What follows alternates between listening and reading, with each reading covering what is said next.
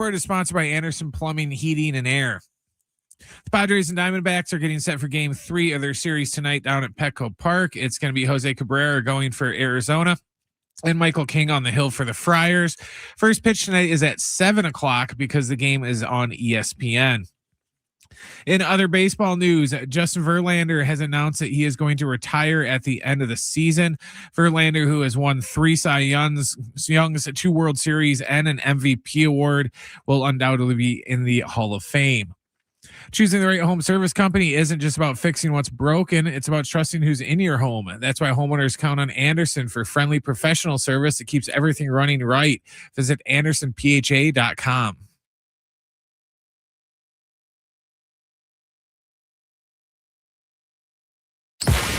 It's Schaeffer and Sliwa. John Schaeffer. San Diego's own Alan Sliwa. You're Schaeffer and Sliwa. All right, San Diego and Southern California, what's going on? This is Schaeffer and Sliwa on this Wednesday afternoon. Really good show, by the way, lined up for you over the course of the next 3 hours. Kevin Acee, who's been a very busy man on this radio station. I think he was on a couple of times yesterday. He'll be back with us as the Padres get ready for Game 3 of their series. You'll hear Kevin coming up at 5 p.m. Darnay Tripp, longtime friend of the show, of course, is going to join us as well.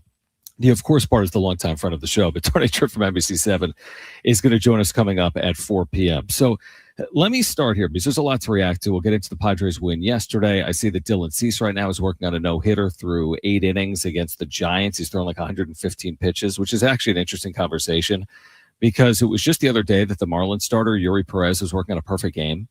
And they yanked him after 7 innings. And you're like, well, it's not opening day. Like, there's only been how many perfect games in the history of baseball? Now I'm going down a tangent before I even started the show. But, I mean, there's not a lot, right? I'm looking that up right now. 20, 25 perfect games in the history of the sport. It's been done 24 times, okay? The sport of baseball has been played for 150 years. And, okay, it's one thing if it's, quote-unquote, just a no-hitter, although that's still an amazing accomplishment. It took the Padres 50 years to record a no-hitter. Yuri Perez is yanked from a game at 92 pitches. And the Marlins ended up giving up 8 runs in that game, by the way, in the final 2 innings. They somehow held on, I think, and won the game 9-8. Today, you've got a situation where Dylan Cease has already thrown 115 pitches through 8 innings. I'm curious, like, what are they going to do? Like, if I'm Cease, I'm not coming out of the game. Like, you just already signed your big deal with Toronto. You're getting your money's guaranteed. Like, this is kind of the point. This is the opportunity that you're looking for, right? Like if you're in this spot, how many times in the history of a career are you going to have a chance to record a no-hitter or go back to Yuri Perez? How many times are you going to be through 7 innings, 21 up and 21 down? Seriously, like how many times is that going to happen? So I say you just got to take advantage of that opportunity. I get it. Doesn't always work out. Johan Santana with the Mets, right? They left him out there to die, so to speak. What was it, 140 pitches or more, 150 pitches? And he wasn't the same by and large for the rest of his career. But it's like, what is the point if you get to these moments that you only have maybe once or twice or 3 times in your career, which is an opportunity late to record a no-hitter, let alone a perfect game where, I mean, you see Halley's Comet as often as you see perfect games. And they say, it's fine. You know, good job. We're thinking about 5 days from now. We're not concerned about the next couple of innings. That's a hard one for me to really reconcile, truthfully, as a longtime baseball fan, obviously. And I think it is for a lot of baseball fans, honestly. I mean, I think even if you're like 20 years old, I mean, probably 10 years ago when you're like a 10-year-old or growing up as like a 7 or 8-year-old and you're going to games, you're not thinking about a starting pitcher being taken out of a game because of solely a pitch count when they're as effective as maybe they've ever been over the course of their career. So we'll get into that. There's time for all of this. We're going to be here until 6 p.m. So let me explain. If you're watching me on stream right now, maybe I look like I was just hit by the side of a truck. So the last week has been insane, all right, just for myself and for the show. And I'll take you kind of behind the curtains a little bit because I don't even think I've necessarily done this. So we had July 3rd off, obviously, the national holiday. So that was last Friday. That opened up an opportunity for me to get home for a couple of days. My mom hasn't been 100% well. So I wanted to go home and see my mom, which was wonderful. I was able to do that for 3 or 4 days. Now, the issue at hand there was I already had a previously scheduled trip to get to Big Sur with my family. This was supposed to be a week where I was going to be gone for part of the week, not the entire week, but we were going to be gone for like 3 nights, kind of a camping experience. Now, if you know anything about me, I've never camped in my life, and I'm not going to start right now. But I was going to get into the woods for like the first time in like 30 plus years since I was a kid. So the issue there was, okay, I went to Philadelphia, saw my mom, thankfully, who's doing better, thankfully. And then I flew in Monday morning to San Diego, and I did the Monday afternoon Schaeffer Sliwa show. And I did that solo because I think Alan was in Mexico City. So anyway, the point is we're trying to make the shows work this week, where I'm doing a show one day and Alan's doing a show one day and he's traveling and I'm traveling. My Monday was so crazy that I flew in from Philadelphia first thing in the morning. I got to San Diego midday, did a show from, I think we had a short show actually, like 3 to 5 or whatever it was. And then I flew to Monterey, California to meet up with my family that night. I flew into like midnight to Monterey on Monday night. So I got here Monday night. The issue I didn't recognize, and this is so me, because I'm such like I never really consider that I'm ever going to be in a situation where I'm like surrounded by bears. It's kind of counterculture to who I am, right? Like I'm like a city guy by and large. Like I'm solely reliant on like all of the things that we have available to us, right? Whether it's internet or high-speed internet or cell service, like all these conveniences that we have in life that I just completely take for granted.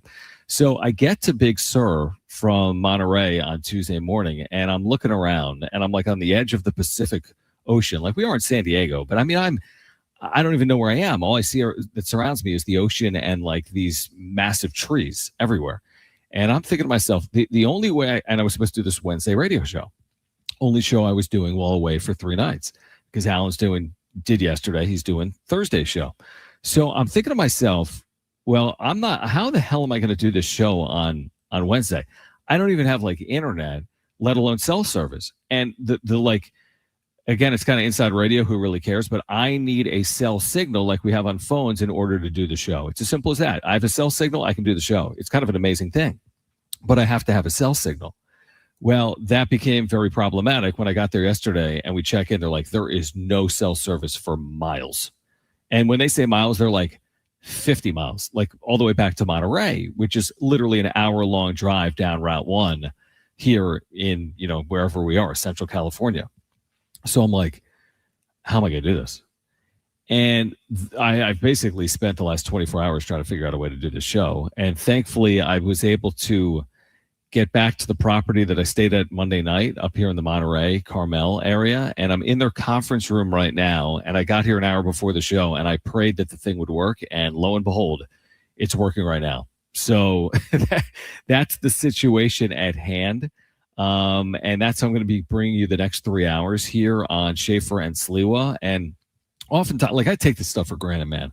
Like very rarely do I go somewhere where I'm like my navigational unit, my car is not going to work, or I'm not going to be able to call someone on a cell phone, or I'm not going to be able to use my phone and connect to see a Padres score, or use a computer to do anything that we do in life.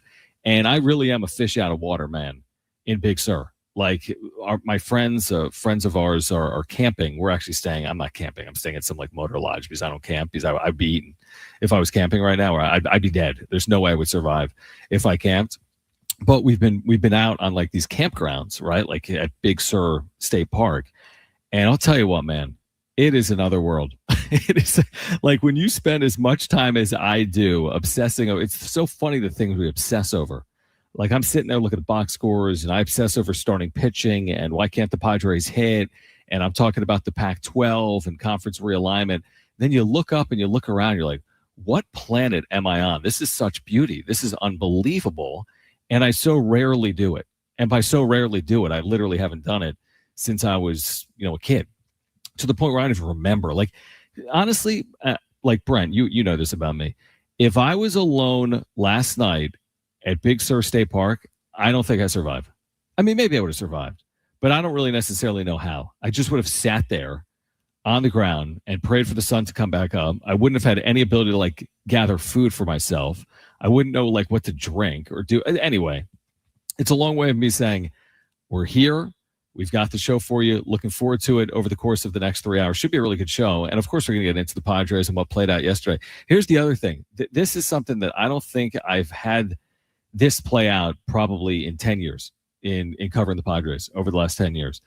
I was completely away from the game last night. I was in this state park. I had no service anywhere, which on one hand was spectacular to get away from a phone, to get away from all of that, right? On the other hand, I'm like, what happened in this game? I get back to my hotel or whatever it is, like Motor Lodge, and I watch the condensed game, and I see that the Padres win 4-1. I read about what Kevin Acee said. Jake Cronenworth takes like a ground ball to the face during BP, later commits an error in the top of the first inning, then hits a 3-run home run. I mean, what a day, obviously, a ridiculous day, one that Jake Cronenworth, I'm sure, will remember, not always for good reasons, but for all reasons. And I watch back this game, and I'm thinking to myself, well, has anything really changed for the Padres based on yesterday? And we will get into that, by the way, coming up over the course of the next 3 hours. Darnay Tripp, NBC7, friend of the show, will join us coming up at 4 p.m. Kevin Acee will join us live on the show as well at 5 p.m. Do I see this right? Is the Dylan Cease no-hitter now over in the ninth inning? Was Cease still on the mound? Can someone put that in the chat right now? Was Cease still on the mound? I would assume that he was, but it looks like a line drive to center field and a base hit for the Blue Jays, for the Giants, breaking up that Dylan Cease no-hitter for Toronto. But again, it's like going back to where we started the show 10 minutes ago. It's like, how many chances are you going to get in life to throw a no-hitter? How many chances? It's like being on a, there's no load management in the NBA postseason, right? There's no like, hey, you can only hand the ball off to Saquon Barkley 18 times in the Super Bowl. Like these are the moments that you kind of live for. And I get it's a random regular season game, but there's only so many chances you're going to get to throw a no-hitter. There's only so many chances you're going to get to throw a perfect game. And I do think we've kind of lost sight of that in modern baseball. Some of it makes sense. You want to keep guys healthy, understandably. You want to keep guys healthy. But, I mean, we've been playing baseball for 150 years. And there were a lot of guys that weren't getting injured just by throwing an extra 8 pitches 150 years ago. So I do think it's something that's gotten away from us here over the course of the last 10 years. All right, what did Craig Stammen have to say yesterday after the Padres snapped the skid? I mean, they had won the other day, but they had lost 9 of 10 coming in. You're going to hear from Craig Stammen on the other side. And then we'll get into really the state of this Padres team. I have a lot to react to that I want to share with you, and I'll do that coming up at 3:30. Darnay Tripp will join us at 4 p.m. Kevin Acee at 5 p.m. Just underway. Schaeffer and Sliwa, San Diego Sports 760. Stay with us.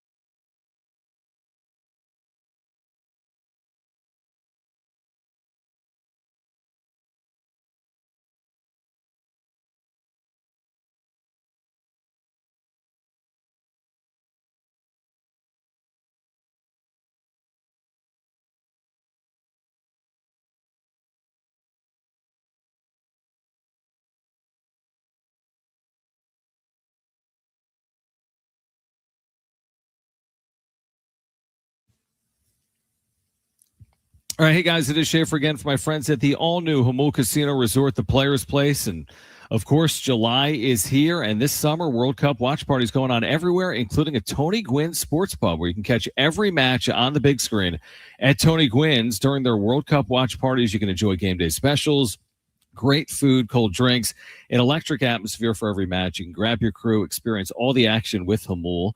And while you're there, you're going to love their hotel and spa. You really will at Jamul, where you can experience the elevated luxury. They've got the refined hotel stay, rooftop relaxation, indulgent spa treatments, all the excitement of Jamul Casino Resort. It's seamlessly brought together now in one unforgettable destination.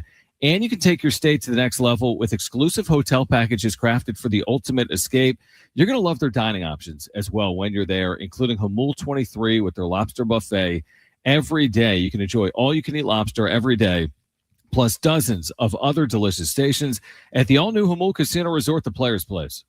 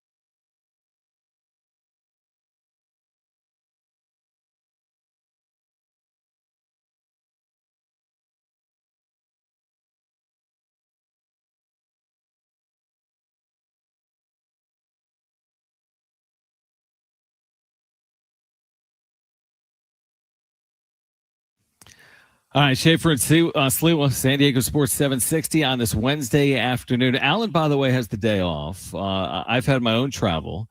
He's had travel. I mean, our last month has been crazy. We were in Monterrey, Mexico together. I was in Philadelphia visiting my mom over the course of last weekend. Alan went to Mexico City. He went back to Mexico to take in the scene for the World Cup with Team Mexico playing this past week against England. And now he's out east. I think he's actually in North Carolina for the next few days. And he's going to join you live tomorrow on Schaeffer and Sliwa while I continue my trip here in Big Sur and get away from the internet for another 24 hours after the show and go back into the woods later on here this evening.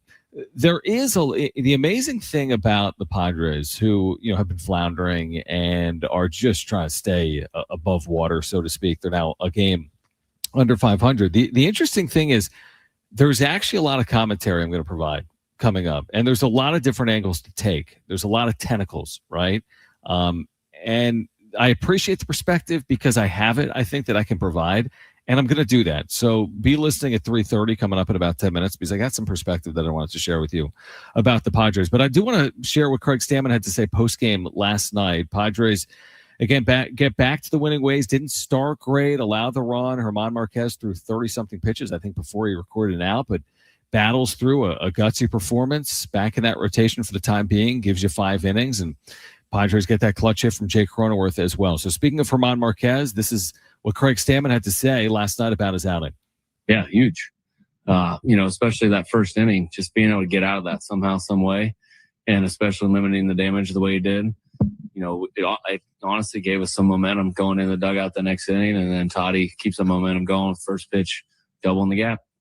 Yeah, the way that you guys responded, at least in the first inning there, and the way that Jake responded to the top of the first inning. Exactly. A lot of bounce backs.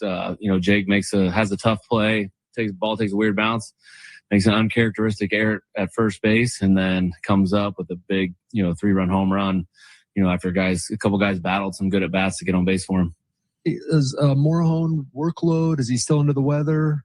Yeah, all that. We just need, after that big outing in LA, want to protect him for the rest of the season. Felt like, he needed 2 days off after that, and that was kind of our plan. But I think he feels better, physically in the headspace, and then also, arm is recouped. He'll be available tomorrow. So you took out Taylor kind of early. Is everything all right with him? Yeah, Taylor had some pain in his abdomen side area, so took him out as precaution. We're reevaluating him tonight, and then, see about tomorrow. And it looked like Manny really took a shot. Where was it? His shin, his foot? Right on his big toe, which doesn't seem like a fun spot to get hit by however hard he hit that ball off his foot. So, he was hobbling around and wasn't moving too great, but gutted the game out and, finished fourth, made some good plays at third. So you going to do any x-rays or anything on that, just precaution? Yeah, I think he'll get it looked at. And it wasn't too bad. He was able to move around. So he didn't seem like it was in pain. It was just sore. So, I think he'll be fine, but we're always, being overcautious with that stuff, taking x-rays when you guys don't know we're taking x-rays and stuff like that. I'm guessing you wanted maybe an easier landing spot for Brito, but what did you make of his performance and what he's able to do in that spot? Yeah, that was Buck Showalter style. Just throw him into the fire and see what he's got. But I think, we had planned for Johnny to pitch tonight. We felt good about the way he was been thrown in AAA, and it ended up being a really good spot for him, a good matchup hitter-wise and him pitching-wise. So it was, worked out perfectly. I don't think we drew it up that way, but it, worked out in our favor for sure. How is Jake doing after taking that ground ball during batting practice or whatever it was? Yeah, well, he seemed to be fine after, hitting the home run, but I think he's got a little swelling in his nose, after the ground ball to his face, but he's tough guy. And, obviously had the worry immediately of, am I going to have to go through this concussion stuff again? But he got all checked out and everything seemed pretty fine. We, calmed him down a little bit and, he went out and had a great game. I'm sorry, which foot was it on Manny? His left one. Nice to see Mason been good there. Used him 2 times in the last 2 games. He looked like he was pretty lights out. Yeah, he's a little sharper tonight. Had the good stuff, had the good slider. Saw him bump up his velocity a little bit there. But great outing for him. 1, 2, 3, and kept his pitch count down. We'll see about his availability tomorrow. Getting what you got out of out of Marquez and Brito tonight. How important is that from like those kinds of guys that weren't here for a big part of the season? Huge, huge, very huge. A week ago, those two were in AAA. One coming back from rehab and one, finishing his rehab and kind of getting going, just getting into the swing of things. But, both of those guys have the capabilities of being really good pitchers, and in the right spots against the right lineups and stuff, they can have success. And, tonight Herman's curveball was on and he was throwing 98. That stuff plays. And then Brito comes in with a really good sinker and he can get the ball on the ground. We do know that he's had success as a reliever in the big leagues. So, we felt good about those two guys kind of handling a lot of the game tonight. And Herman probably went a little farther than maybe we were expecting or, anticipating, but gets another win for the Padres. And Johnny gets a big hold there in the 6th and 7th inning. Hey, just one last question. Were you guys aware, I'm sure you were, of Zach's first inning problems this year? Now 19 earned runs in the first inning. Yeah, typically starting pitchers have trouble in the first inning, trying to find their stuff and get in the groove. And, he's like many of us starting pitchers that have, struggled in the first. He's kind of had a little bit of a tough season. His last outing, he was good early and then, got hit a little bit late. So luck of the draw, we just wanted to be ready from the jump. Those guys were. Credit to our position players. Now, as manager, I'd like to see him carry that on the rest of the game, but can't ask for everything. All right, that was Craig Stammen post-game. Again, the Padres after really, is embarrassing the right word? Their loss in the opener against Arizona? I think it is. I think I tweeted out after that game on Monday night that the Padres, it's one thing to lose, but there's been like non-competitive baseball games, right, where you're just out of it. Like trailing 6-0 early or trailing 9-3 or, for example, giving up 12 straight runs to the Dodgers. They needed a cleaner game. And I do think, by and large, top of the first inning probably withstanding because that thing was ugly, including a Cronenworth error, and then you walk in a run. But you get out of it at one run. And I thought that was the win probably that they needed to give themselves an opportunity. Because if that's one of those innings where, like, your starting pitcher doesn't make it out of the first. Like, if Marquez can't get out of the first, by the way, that was a very possible scenario in watching that back, that he was going to throw 40-plus pitches in the first inning.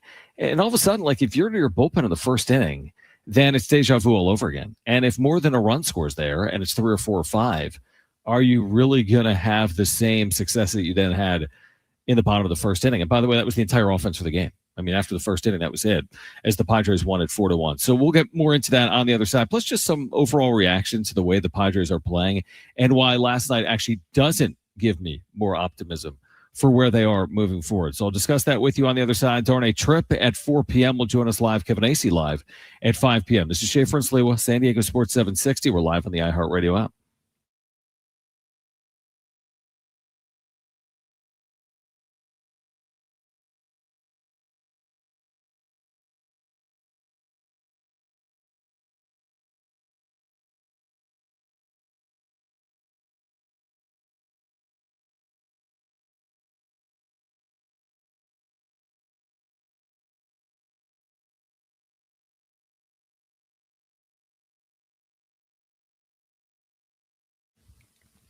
All right, DraftKings is live in all 50 states. Yes, that means you, California. The Cup is down to its final matches. One trophy, one champion. DraftKings has you covered for every single one.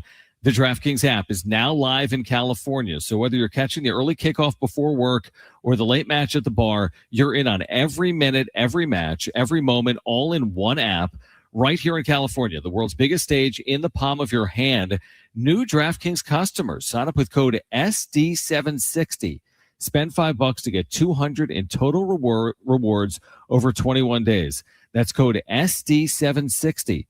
In partnership with DraftKings, the crown is yours. Event trading offered by DraftKings Predictions, a CFTC registered introducing broker. Trading involves risk of loss. Market availability varies. Eligibility restrictions apply. $50 every 7 days via click-to-claim issued in non-withdrawable predictions dollars that expire in 1 year. Ends July 19th. Terms, dkng.co/predictions promo.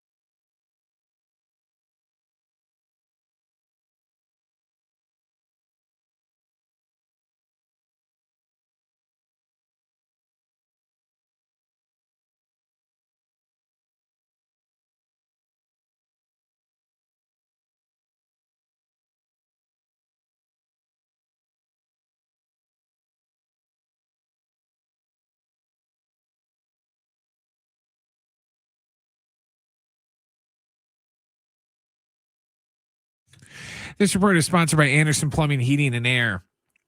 The Padres and Diamondbacks are down at Petco getting set for game 3 of their series tonight. It's going to be Jose Cabrera going for Arizona and Michael King on the hill for the Friars.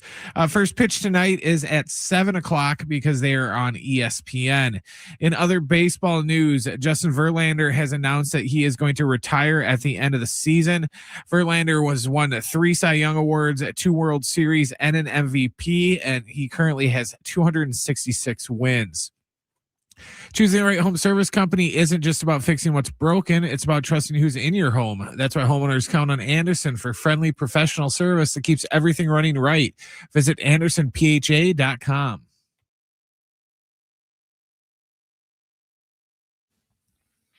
All right, Schaeffer and Sliwa, San Diego Sports 760. We do have a giveaway for you here today, and if you want to claim the prize or be eligible to win it, just tell us why you want to see this concert on our Talkback mic. All you got to do is open the iHeartRadio app. I'll tell you in a moment how to do it, how to qualify to win. We have a great giveaway, a 4-pack of tickets to see Santana with the Doobie Brothers, August 11th at the North Island Credit Union Amphitheater. Make it a summer of live at the North Island Credit Union Amphitheater. Get 4 lawn tickets for just $99. Get your friends. Grab tickets now at livenation.com. If you want to see Santana on August 11th, all you need to do right now, you might already be listening on the app, but open up the iHeartRadio app. It's free. It's simple. It's easy. There's nothing easier than listening to the show on the app. Open up the iHeartRadio app, and you can take us wherever you go, by the way, when you do that. Then just search for San Diego Sports 760. You click the red Talkback microphone and tell us why you want to see Santana. Tell us your name. Tell us why you want to see Santana with the Doobie Brothers this summer. By doing that, one of you that does that this afternoon on the Talkback mic is going to win those 4 tickets. I mean, think about that. You're getting a $100 giveaway by opening up the iHeartRadio app right now and clicking on that Talkback mic after searching for San Diego Sports 760. Tell us if you're a Santana fan or your favorite song or the Doobie Brothers, whatever it is, why you want to go to see them this summer, and you're eligible for a chance to win. We'll have a winner coming up later today here on Schaeffer and Sliwa. In fact, we'll give you the winner coming up in the 4 o'clock hour. So do it now, and we'll announce the winner coming up in the 4 o'clock hour. All right, John Schaeffer with you this afternoon.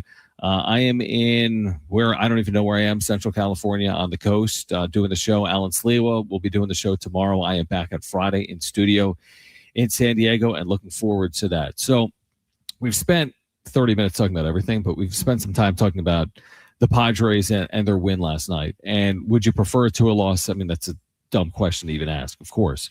And they did play well, and they earned the win with their pitching, right? The German Marquez, Johnny Brito conversation is an interesting conversation that we're going to have here this afternoon, because you have Marquez, who had been ineffective in the first half of the year and had been on the IL and has dealt with all kinds of issues, really since his TJ surgery a couple of years ago. And, you know, a bit of a reclamation project this year for the Padres hasn't necessarily panned out, but it did yesterday. Then Johnny Brito, who's part of that Juan Soto deal, who had been toiling in the minor leagues this year, he pitches effectively yesterday and had thrown the ball well in AAA earlier this year. So the question becomes, what played out yesterday, where you get a timely home run from Jake Cronenworth, desperately needed. He's struggled, obviously, at the plate this year, also been dealing with injuries. So is what you got yesterday from, whether it's a Cronenworth at the plate with a, timely, all home runs are timely, especially to win, or what you got from Marquez where he gives you 5 innings, or what you got from Brito when he gives you the multiple innings, is that something that we should be counting on moving forward? And I'm skeptical. I really am. And the issues remain the issues, where the Padres have not consistently gotten even 5 innings, let alone 6 innings from their starters. And when they do get 5 innings from their starters, it's when they're allowing, let's say, more than just a few runs. Like, it's been few and far between. They've had a starter go 5 innings, allowing 2 runs or fewer over the last 3 weeks, and it's probably longer than that. So this is how I would characterize it. It's like, are you on a diet, or did you just eat healthy for one meal?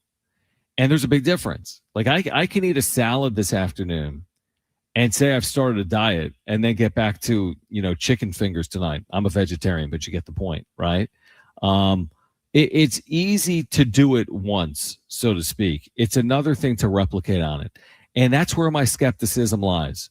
Of course, any one major leaguer, any one pitcher in this rotation, Griffin Canning, Germán Marquez, whomever else, right, that's even in this rotation right now, is capable of having an outing in which they give you 5+ innings or are successful 5+ innings, 2 runs or fewer.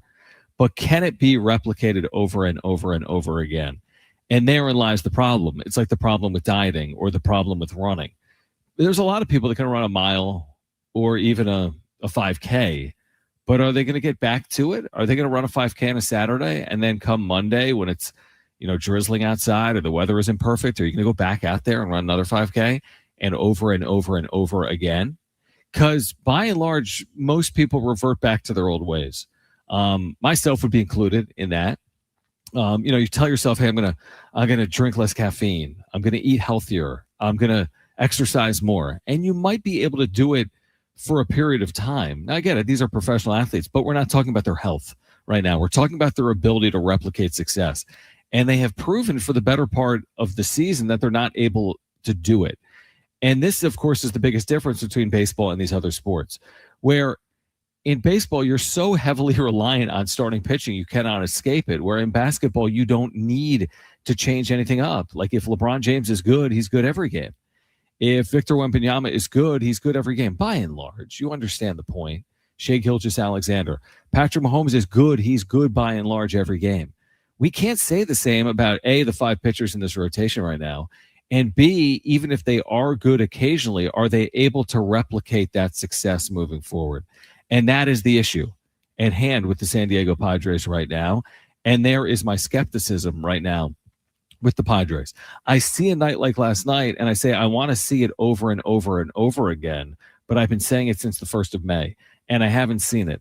And the key moment with the benefit of hindsight for me in the season for the Padres, like, what do you guys think I would say when I throw that out? Like, if you're listening in your car right now, if you're listening on the free iHeartRadio app, wherever you are, you're watching this thing on replay. When I say the key moment of the season for me is or was, what do you think I would go down? What path would I go down? Would I say it's, the offense has consistently struggled, it's the starting pitching inability to, provide length, or, just quality, truthfully, over the last 6 or 7 weeks? No, here's what I've circled. I've circled Nick Pavetta's injury. Because Nick Pavetta's injury started this snowball effect where you've been unable to cover for it. And it's not just Pavetta. I don't want to sit here and pretend like if they had Nick Pavetta healthy all year, this would be a team vying for the NL West, or this would be a legitimate National League contender. I don't think they would be. I don't think it would be near enough. And that's the point I've been trying to make for the better part of the last couple of weeks, if not month plus, which is you don't need starting pitching. You need starting pitchers, right? That's what you need right now. So we don't need Germán Marquez to be good for one start. You need Germán Marquez to be good in the second half of the year. Is that realistic? Is it fair? Are they putting him in a position where he can be successful? Same question can be asked with Griffin Canning. Same question can be asked with a bulk of this rotation. Even the front of your rotation, Michael King, who has had some very good moments this year, he's by and large, for me, he has reached expectations when you consider last year when he was dealing with injuries, a little bit of ineffectiveness. It was a very odd year for Mike King last year. He has, I think, provided what should have been expected from the organization of him. I think he's been frustrated at times with his performances, even though he's had some brilliant games. I think he had a 1-0. He started a game that was a 1-0 shutout against the Dodgers earlier this year. He's had some very good moments. He's also had some starts where he has not been very good. But I don't think you could ask for more out of Michael King. And even King, go pull up his game log, go to Baseball Reference, click on the left-hand side column, click game logs, or go to MLB.com and look at his last 5 or 10 starts. While there have been a few good ones, there have been a number of bad ones. In fact, the bad ones would outweigh the good ones over his last 7 or 8 or 9 starts. And if it's been an issue with Michael King, I don't see how Germán Marquez or Griffin Canning or anyone else can avoid that. And that's my concern. Now, the other side of that coin or conversation is, well, if the starting pitching remains bleak or murky, can it be overcome offensively? And they have proven to us time and time again, no. The answer there has been over and over and over again, definitively no. And is it frustrating? Can I put my finger on it? Can I fully get to the bottom of it? No, I can't. I cannot fully get to the bottom of it. I can, and I can point at Preller. I can point at Steven Souza. I can point at Craig Stammen. I can point everywhere in that lineup. I really can. And it's not going to solve it, obviously. And that's the issue. Like, a lot of times this year, their hitting hasn't picked up their pitching. And then more recently, over the course of last month, their pitching hasn't picked up their hitting. And that's how you end up in a stretch where you're 2-9 in your last 11 games. And I thought Jonathan Rifkin made a really good point in the final hour there in the 2:00 hour on Schaeffer Sliwa, which stems back to, like, you're one more poor stretch away from that ending your season. So what we're asking for is consistently good play from here on out. They don't have to be perfect. That's ridiculous. You don't have to be excellent. You don't have to be the 2024 Padres that closed, I think, 43-19. They don't have to do that. If they did that, they're easily in the postseason. They'd be 20 games over 500. I mean, they're easily in the postseason with a stretch like that. Here's the issue. They've only had a stretch like that one time in franchise history, and this team right now isn't looking like that team then. So, okay, you don't need to be that team, and you have a little more time than that team. That team was 50-50. This team's 45-46, so they still have 9 games to work with. We'll see if they're saved by the bell, so to speak, at the All-Star break or not coming up. Like, can they recalibrate, recollect themselves? But, you have to play well is the point. Like, just go look at the National League standings. Look at the position that the Padres are in. Again, you don't have to go 43-19 over your last 60-something games. They still have 70 games remaining or 71 games. But you get the point. You're going to have to play well. Like, in these 71 games, you're going to need to be 10 games over 500. Why? Because it's going to be hard to get to the postseason if you're only 4 or 6 games over 500 or something like that in this year's National League. Is it possible? Maybe, but it's playing to an inside straight. There's not a lot of pathways, I think, and you're relying on other teams falling back as opposed to you taking that step forward. So what are the chances that this is a playoff team? ESPN weighing in on that, and we'll share it with you on the other side. Plus, Darnay Tripp from NBC7 on the U.S. bowing out in the round of 16, and on the state of the Padres heading towards the All-Star break coming up at the end of this weekend. And Kevin Acee will join us live at 5. If you want to win those tickets to see Santana and the Doobie Brothers, it's a 4-pack of tickets, August 11th at the North Island Credit Union Amphitheater. Tell us why you want to see Santana. Open up the iHeart app, search for 760, click that red talkback microphone, and tell us why you want to see the show. We'll announce a winner. Coming up at the 4:00 hour here on Schaeffer and Sliwa, San Diego Sports 760, live on the iHeart Radio app.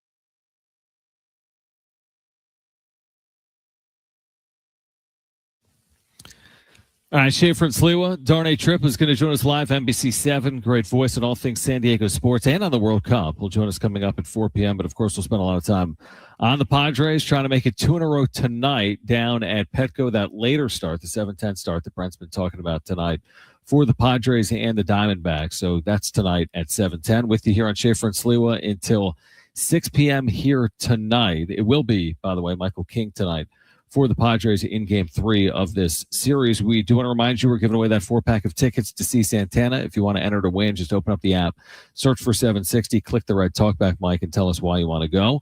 Also, this reminder that starting Monday, San Diego Sports 760 has 9 chances to win $1,000 every weekday with the Bonus Bucks giveaway. That's every hour, 9 a.m. through 5 p.m., starting Monday, July 13th. Listen for the keyword, then enter it at sportssd.com. That's starting Monday at 9 a.m. Brent, what did you tell me earlier that ESPN had the Padres postseason odds currently at? Somewhere in the 5 or 5.5%? 5.5. All right. So, which is down from 20% from the last time they did a update. Okay. So the most recent update from ESPN gives the Padres a 5.5% chance of reaching the postseason. Doesn't mean it's right, but it's giving you a state of affairs right now. Like the state of the Padres is, right? They do that State of the Union Day, like in government, right? Once a year, no matter who the president is. They've been doing this for who knows how long, the State of the Union, maybe since the birth of the country 250 years ago, like literally 250 years ago. And oftentimes the president will say, what? The State of the Union is strong by and large, and everyone stands up and cheers, or at least one party stands up and cheers. If you were doing a State of the Union on the Padres on this early July day, you wouldn't be saying it's strong. At best, you'd be saying it's murky. And I think a lot of people would be saying it is concerning, if not beyond that, truthfully. I'm looking at FanGraphs right now. It gives the Padres an 11.9% chance of being a wild card team. So more optimistic, but not overly optimistic on the Padres. You guys have heard me say this before. I think I'm a realist because I'm a math guy. And I think I don't know, there's just something about numbers that to me have always been real. And it's hard for me to escape the numbers. I think the numbers do a lot of talking. As a play-by-play guy, I always thought in, working in the minor leagues, for example, before getting out here and then calling games, obviously, for San Diego State as well. Like, I always thought that the numbers spoke. You didn't necessarily need to say that somebody was struggling if, for example, I said, hey, here's the 3-hole hitter and he's 2 for his last 33 without an extra base hit. I just told you all you need to know. He's 2 for his last 33. Now you can decipher and you can say, well, that's terrible, right? He's hitting under 100 over his last 2 weeks or whatever it is. So when the numbers speak to me, and when somebody tells me you've got a 5% chance of something or 11.9% chance of something, what it's telling me is I should be concerned. So it's one thing if I'm the only one, preaching from the top of the mountaintop, hey, be concerned. This is all going to fall on itself. And then you're looking around like, hold on. I mean, the Padres are 50-29 and in first place in the NL West by 6 games. Why is everything going to collapse? The only person saying that is John. But that's not the case. I'm actually getting in line with what the numbers support. And I'm not just getting in line. I've been saying this for a long time. If you've been listening to the show, and it's that, listen, the beauty of sports is you don't really know, but also sometimes with the benefits of hindsight, you do know, and you see some of the writing on the wall. And what we've been watching with our own 2 eyes is supported by the numbers, unfortunately. And what the numbers suggest is this team is not heading to a destination that we were hoping they were headed towards. Now, I doubt the numbers were overly optimistic when the Padres were 50-50 in 2024. They may have been slightly more optimistic than that, and they did turn their season on their head, right, on its face. And they made us believers. They really did. And I thought they were, truthfully, a World Series contender by the end. Now, of course, it didn't end well with that Dodgers series and those last couple of games and those innings, those scoreless innings, but they were playing like a contender until they weren't. This team has not played like a contender outside of the first 3 weeks of the season. And even the first 3 weeks when we would have guests on, Jesse Rogers, ESPN, Dan Zimborski from FanGraphs, others locally or baseball pundits nationally, they'd say, I think this came up 2 or 3 times. They say the Padres are in over their or ahead of their skis, right? Like they're not necessarily the team they've represented themselves to be on field. And we all kind of looked at ourselves like, yeah, but it's such a good start, we can look the other way. But the truth is, the way in which they were winning was not sustainable. That's now been confirmed because they've played 70-something games since that 19-9 start. Actually, not 60-something games since that 19-9 start. So we should ask ourselves, will the real Padres stand up? Is it the last 60-something games of the Padres that we've watched, or is it the team that we saw from March 26th through, let's say, April 20th? Is that the real Padres team? And if it is, why won't they show themselves here as the calendar has now flipped to July and we're days away from the All-Star break? So knowing everything that we know and how they've been trending for the better part of 2+ months and where the math suggests they're heading in terms of in or out of the postseason, what is worth fighting for, so to speak? Is it worth trying to chase down the 6th seed in the NL playoffs at the expense of any of your future, for example? And I think that is it's probably an easy answer right now. As we sit here right now, most people would tell you, probably including that front office, I think if the trade deadline was in the next 24 hours, I do not think they would be buying. I don't. Even if they wanted to, even if they felt like they had a desire to, even if they thought it was best for the marketing or even the fan base, I don't think that they would be a buyer today. I really don't. At a game under 500 and trailing multiple teams in an effort to get to that 6th seed overall in the National League. Now, the one benefit they have one benefit right now that they can hang their hat on, and that is that it's not the trade deadline today. They have time to put this off. And by the way, it should be put off. You shouldn't be making some brazen decisions today on the future of your 2026 season or beyond. You really shouldn't. So they can put this off, but the issue is the clock is ticking, right? And with each passing game, you have more and more data in, and that data is telling you a story. So what is the story going to tell us when the calendar flips to August and the trade deadline is Monday, August 3rd? Are we going to be looking at a team that goes on a run from now until August 2nd or 3rd and finds themselves 6 or 8 games over 500? I hope they do. Because if they do, it's a different conversation and they're pursuing different avenues and they probably are aggressively buying. And I just find that to be more interesting and entertaining. And I want to be on board for that. And I want to see the Padres play well. I want them to get to 8 games over 500. I think this is a different conversation if over their next 20 games they go 14-6, for example. That would be really encouraging if they were able to do something like that. Will that play out? Again, I'm skeptical. And they've got a road trip coming up after the break where they're going to Atlanta and Miami, 2 of the better teams right now in the National League. So if they do it, conversation changes. But if this is who they are, and again, there's a lot more evidence to suggest this is who they are than the team that we saw the first 3 weeks of the season. If this is who they are, and they get to the trade deadline, trailing multiple teams for that 6th seed, in the neighborhood of 500, whether it's 1 or 2 games under or 1 or 2 games over, then what decision is there even to be made? Is it even a decision based on everything that we've said for days and weeks on end and what I'm saying here in the first hour of the show? That is the point that I think needs to be made. That is the point. Is it even a decision at all if you continue down this path? The only decision becomes if the team plays well enough to put you on a decision. And that's on the Padres in real time right now over the course of the next 3 weeks. All right, much more on the Padres with Darnay Tripp from NBC7. He'll join us live on the other side. Kevin Acee is our Padres insider. He'll join us live at 5 p.m. We'll get to the wrap in the 4 o'clock hour. And again, if you want to win those tickets to see Santana, all you got to do is open up the free iHeartRadio app, search for San Diego Sports 760, click the red talkback mic, and tell us why you want to see Santana with the Doobie Brothers. August 11th at the North Island Credit Union Amphitheater. We'll announce a winner in the 4 o'clock hour. But Darnay Tripp from NBC joins us next on Schaeffer and Sliwa, San Diego Sports 760, live on the iHeartRadio app.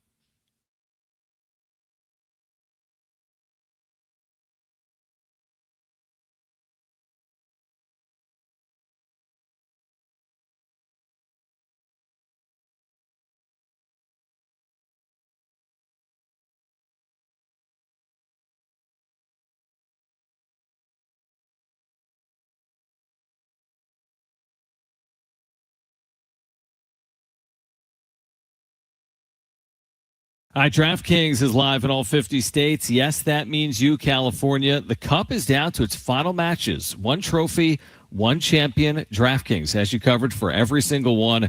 The DraftKings app is now live in California, so whether you're catching the early kickoff before work or the late match at the bar, you're in on every minute, every match, every moment, all in one app right here in California, the world's biggest stage in the palm of your hand. New DraftKings customers, sign up with code SD760. Spend $5 to get $200 in total rewards over 21 days. That's code SD760. In partnership with DraftKings, the crown is yours. Event trading offered by DraftKings Predictions, a CFTC registered introducing broker. Trading involves risk of loss. Market availability varies.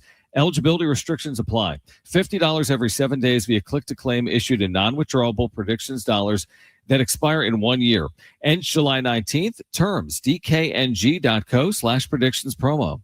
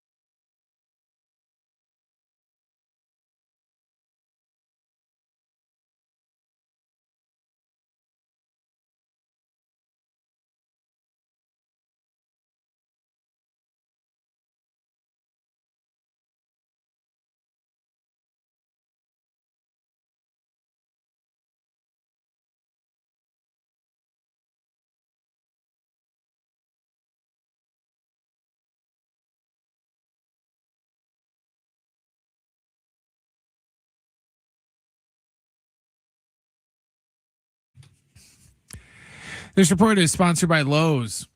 The Padres and Diamondbacks are getting set for Game 3 of their series tonight down at Petco Park. It's going to be Jose Cabrera going for Arizona and Michael King on the hill for the Friars. First pitch tonight is at 7 o'clock because they're on ESPN. In other baseball news, Justin Verlander has announced that he is going to retire at the end of the season. Verlander, who has 266 wins, 3 Cy Youngs, 2 World Series, and an MVP award under his belt, will most likely end up a Hall of Famer. Fireworks are cool, but festive flowers last longer. During July 4th deals at Lowe's, get 2 1.5 gallon red and white blue annual hanging baskets for just $15. Valid through 7/8. Selection varies by location. While supplies last, excludes Alaska and Hawaii.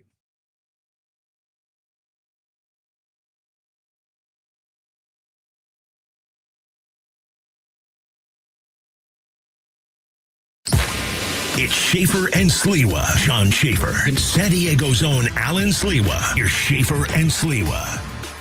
All right, hour two, Schaeffer and Sliwa live here on 760 and the free iHeartRadio app. It is always great to connect with a dear friend of the show and friend in general, Darnay Tripp from NBC7, back with us here on Schaeffer and Sliwa. We were texting back and forth earlier today. I was telling Darnay a little bit about my conundrum and dilemma. Darnay, I made it work, as you can tell, because we're talking right now on the air. You were giving me all kinds of recommendations of things to do in Big Sur, and I'm like, can you find a way for me to get internet access or cell service? And here I am, man, in the middle of the afternoon. I drove all the way up to like Monterey Carmel, caught some cell service, and here we are on Schaeffer and Sliwa. How's that sound for a vacation? Does that sound fun? It sounds super relaxing. You're answering an important question here, because we've kind of driven through Big Sur once and then stayed there once.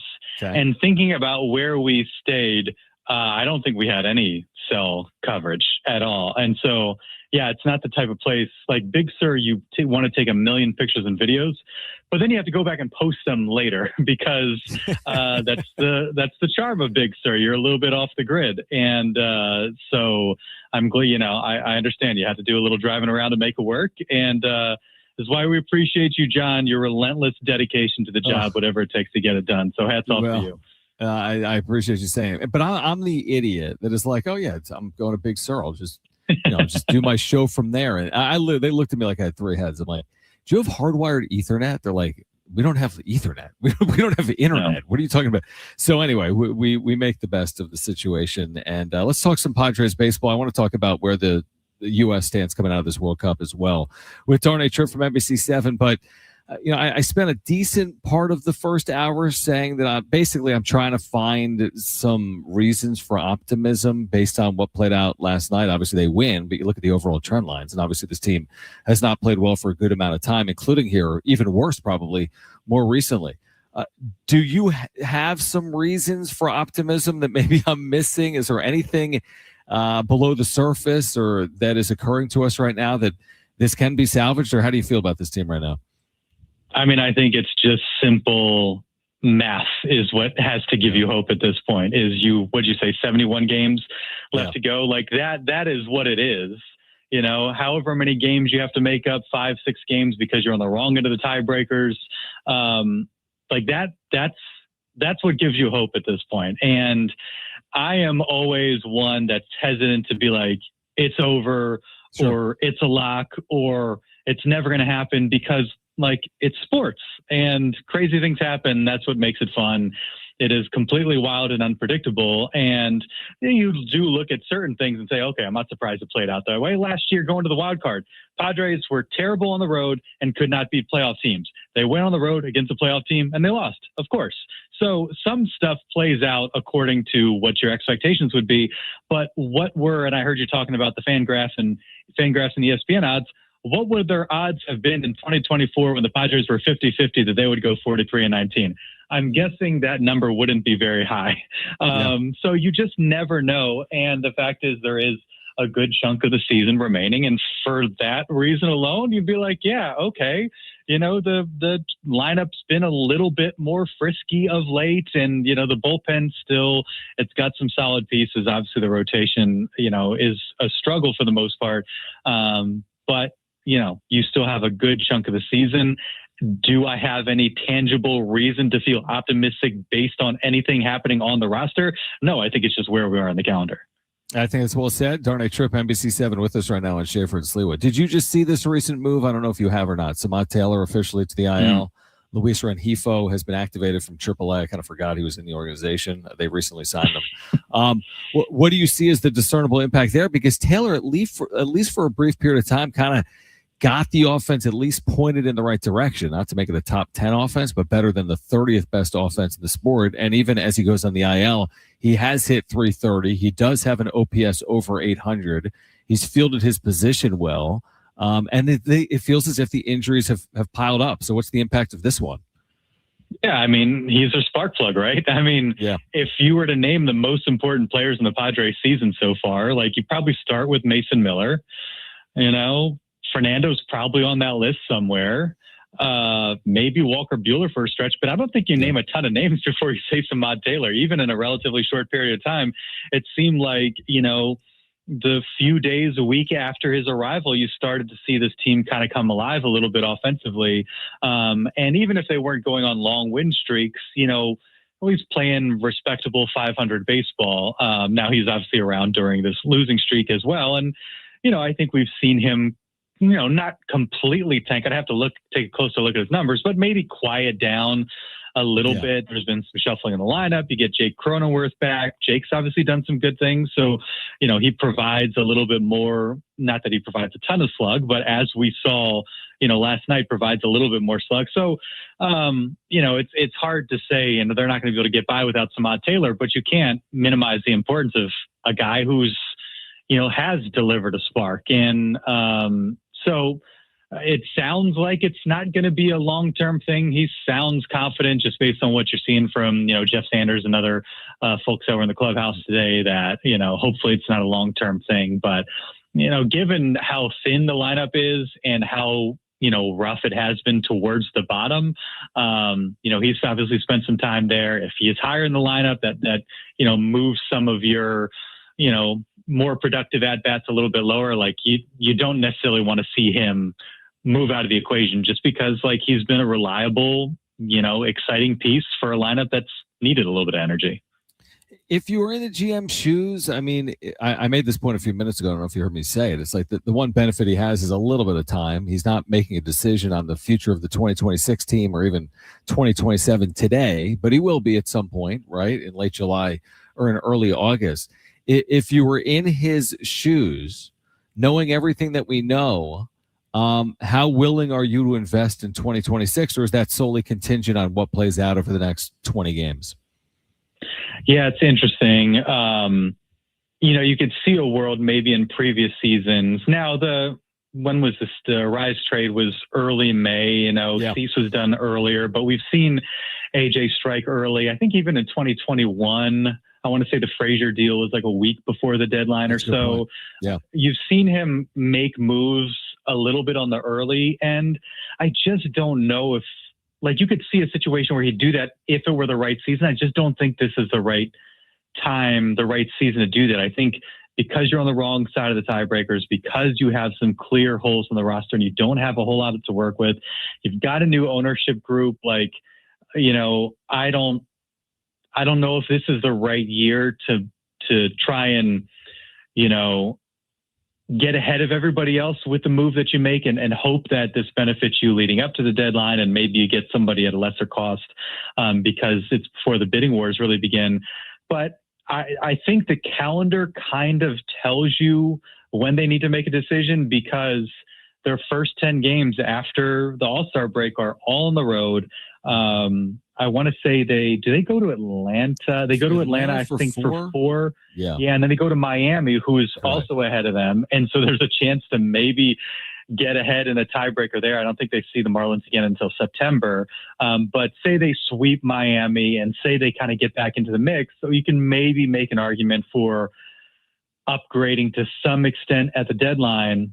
But obviously, if things continue to go the way they have gone between now and then, and you struggle out of the gates and maybe go 3-7 on the road, you lose that series in Miami and you're, 6 games or whatever, I think that kind of tells you what you're looking at that point. And so that's always one of the questions, right? Like, when do you know? When can you make a decision? What was it, in 2023? They swept the Rangers, who went on to, I think, win the World Series that year. And I think that was enough to convince AJ Preller to not sell, to make some upgrades. And I think that ended up being the wrong decision in that particular year. I think given the situation the team's in, the uncertainty of the future, how pot committed they are, he's going to look for, I would guess, any reason to upgrade. But I think that obviously that leads you up, that road trip leads you up, I think 7 or 8 days before the deadline. And so I think that's when we're going to have our decision based on what they do in that long road trip coming out of the All-Star break. And then, of course, there's the homestand, I think, Giants-Rockies. I forget the order. And it's like, well, is that going to be fool's gold if you get back home and you're 2 under, but you go 5-2 or even 6-1, and now you're 2 or 3 over? And are you going to go pursue it based on that? It's going to be fascinating, is what it's going to be. And the tiebreakers are just killers. Yeah. I mean, just because it's just, is there any chance, like, are the Phillies going to catch the Braves? You know, you've obviously played better against the Braves, but I don't know if I really believe that. Like, it's hard. You know, not really looking too closely at the NL Central, like it's hard to know, like, are the Cubs and the Cardinals going to move out of the position that they're in? Like, it feels a bit like those are the teams that you're going to be jockeying with. And now you're going to have to do a little extra work to get a leg up on them so that you're not on the wrong end of the tiebreakers. I mean, that just seems to make it so much of a tougher hill to climb. I agree. Darnay Tripp with NBC7 with us right now, Schaeffer and Sliwa. I have one more on the World Cup and the equation with the U.S. and even Mexico. It's like, tell me if you agree. I thought coming out of, obviously, the U.S. performance, there's the bitter taste in your mouth, a little bit of the perception is reality. Like, is that who they are? Even though they played well this summer, but look at what happened, you know, at the end of the day, a little bit like the 2024 Padres against the Dodgers. At the end of the day, you didn't play well when you needed to. I thought Team Mexico played well, albeit in defeat. And I feel like the perception there might be a little different. But I guess my long form question is, has anything really changed with U.S. soccer moving into the future? Or is it just more of the same? It's a big hurdle to make. And for whatever reason, they've been obviously good enough on the world stage, but they've never been in that elite or great category. And what is it going to take, or what is it going to take for that to change now or moving forward? Yeah, I mean, it's obviously a very complicated question because you could obviously go into like the youth piece and how players development and how available the game is to people that, you know, aren't in a certain financial tier. You know, we know if you've paid any attention, you just know how expensive it is to play youth soccer, and the better you are, often the more expensive it gets. And so that cuts out a really significant talent pool. And so there's that issue that I think is at the root of all of it, just the accessibility of the game. And, you know, people talk a lot about what SDFC is doing and having a youth academy that's open to anybody in San Diego, Tijuana, that is free, no cost to parents, but that's 30 kids, you know, like this is not a, maybe it's more than that. I forget exactly the number, might be closer to 50 or more, but once they are fully sourced from middle school through high school, you're not that's one region of the country, like that can only do so much. And so you'd love to see more of that around the country. And even here locally, that is a small percentage of the kids that want to play youth soccer and who dream of playing in the World Cup. And so that's the hard part. I think, you know, more so at the top, I think what is disappointing is like there was talent on this team and we could all imagine them competing with and maybe even beating Belgium, but they just played horribly when they needed to. They did not look like the team that we saw through the group stage, that we saw against Bosnia, that we saw even in, you know, against Senegal in one of the tune-ups. And that's what was really, really frustrating to me, is just watching the match. And we've all seen it with whether it's an NFL team or NBA, college basketball, SDSU, like we've all seen it where like this team just does not have it today. It's just, and that was the case for them. And it was a terrible time to have a terrible performance. And truthfully, like, I hope it stings. I hope the players, and you've heard from some of them, some more than others. There's a lot of criticism for what you're hearing from Christian Pulisic right now, but like, I want this to sting. I want it to hurt. I want them to feel some bit of shame in their performance, because I feel like that's the only way we're going to get better. And I think, like, I saw a national media member like quick that night to be like, you guys have nothing to be ashamed of. You made us all proud. And there's plenty of time for that. And there's moments we're going to look back and be like, man, that was really cool. That was so much fun. And those players should feel good about. But like, and you know, I really enjoy covering SDFC. I enjoy following the national team. I am not Darren Smith and would never confuse myself with Darren Smith. But like, just as a fan of like these tournaments and these events, like you just want these teams to, show what they're capable of on that stage. And like, I remember like being in high school in 2002 and how much fun that was, like getting to the quarterfinals and, the Landon Donovan goal in 2010, like these electric moments. You want that, you want to experience that. And you feel like they had this quote unquote golden generation of talent and they just did not deliver when they needed to. And that's a massive bummer. And I hope that they feel that. And I hope that somehow like drives and fuels whoever's part of this team in the coming years through qualification and all the different tournaments that we hear about. Because that performance was unacceptable and really, really disappointing. And I think that's what stings. It wasn't that this team was bad and couldn't win at that level. It's that they just played so far below their talent and capabilities. You would take a loss if you played well. They didn't play well, and I think that's what makes it stings. Really well said. And I do think it stings for a lot. And I do think most believe that they didn't play near their capability, unfortunately, and abilities in that match. Darnay, appreciate you doing it, man. Hope all is well. We will do it again when I'm back in San Diego, and appreciate you taking time as always. Enjoy the rest of the show. Go stare at the Pacific Ocean from a cliff somewhere, take it all in, enjoy the natural beauty. Yeah, I'm going to do cool that. Place. I'm going to do that. I appreciate you. I'm not going to jump off it. I'm just going to do that. Thank you, Darnay. Stay up there. Take it in. Darnay Tripp with NBC7. We're going to react to that on the other side, including the future of U.S. soccer. The wrap coming up at 4:30. And Kevin Acee joins us live at 5 p.m. here on Schaeffer and Sliwa, San Diego Sports 760, live on the iHeartRadio app.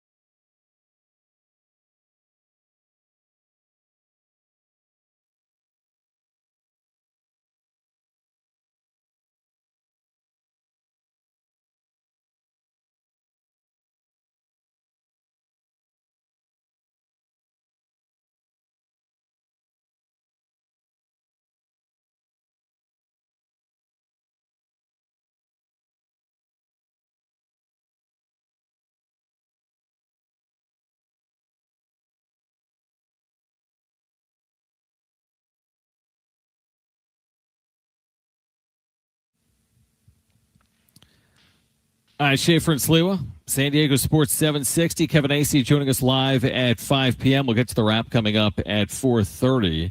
And again, a reminder, if you want to win tickets to see Santana, we're going to announce a winner this hour. So now is the time to get your talkbacks in. This is how to win tickets to see Santana, August 11th at the North Island Credit Union Amphitheater. It's a 4-pack of tickets. All right, Santana, Doobie Brothers, August 11th. Great giveaway.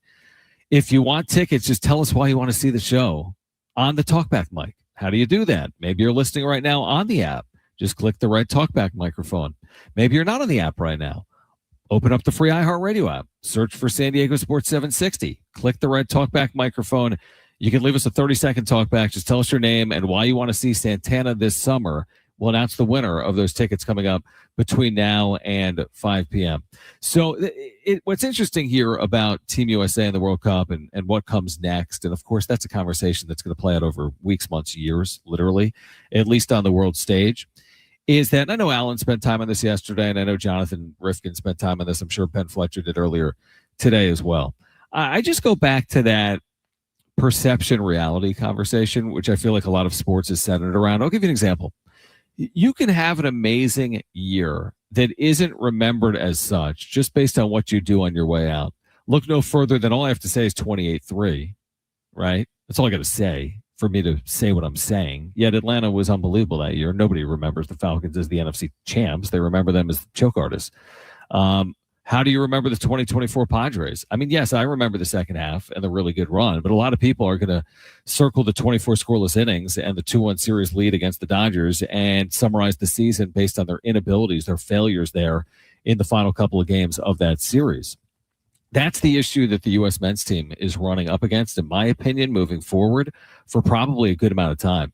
You played terribly in your biggest match. Now, your biggest match is always going to be your last when you're in a knockout stage of a World Cup, but you don't always play terribly. Look no further than Mexico. I mean, you couldn't have more of a dichotomy there. Mexico, 24 hours earlier, loses on home soil. Tremendously disappointing, I'm sure, for most Mexicans and fans of the Mexican national team. However, I do feel as if a number, if not a good majority of fans, felt an amount of pride and joy in the way their team performed, even in defeat. And I kind of felt it in watching from the outside on television, what it was like to watch Mexico that night as an outside observer and as someone that hasn't, rooted for Team Mexico my entire life.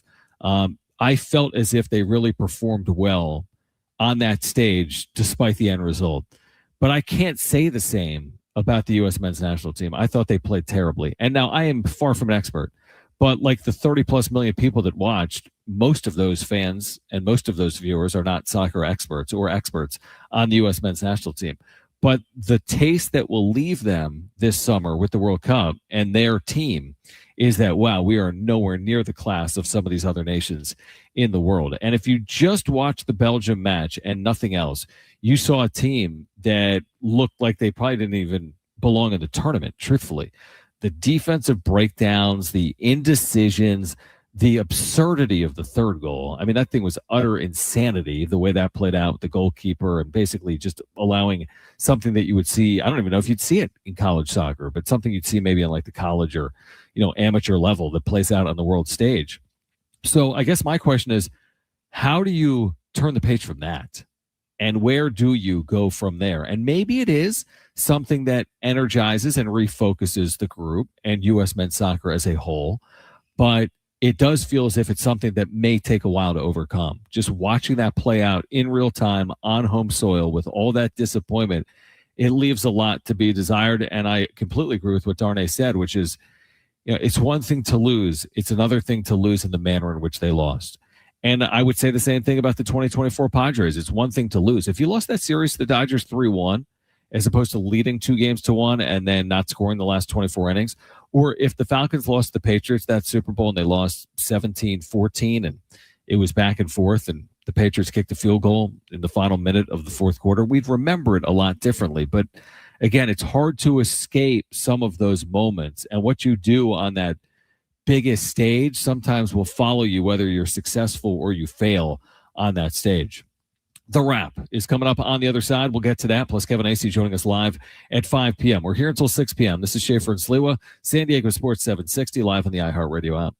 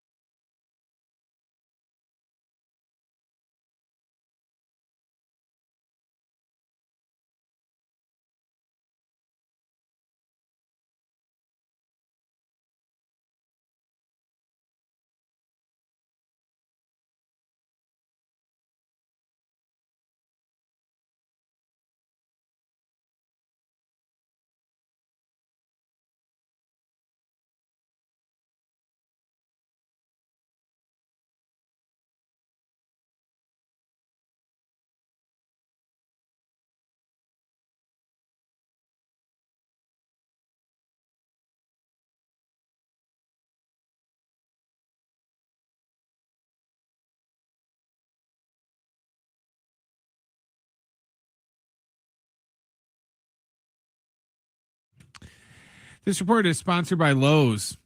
The Padres and Diamondbacks are getting set for Game 3 of their series tonight down at Petco Park. It's going to be Jose Cabrera going for Arizona and Michael King going for the Friars. First pitch tonight is at 7 o'clock because the game is on ESPN.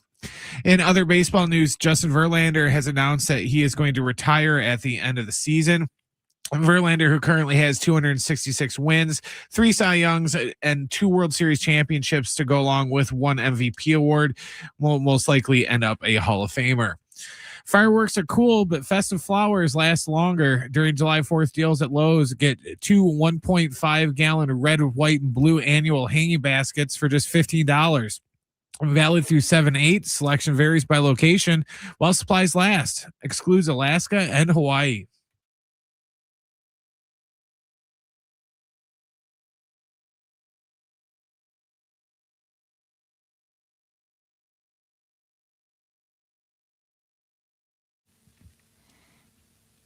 All right, Schaeffer and Sliwa, San Diego Sports 760. Good to be alongside until 6 p.m. And Kevin Acee, our Padres insider, will join us live coming up at 5 p.m. And again, this reminder, if you want to win Santana tickets, just open up the free iHeartRadio app.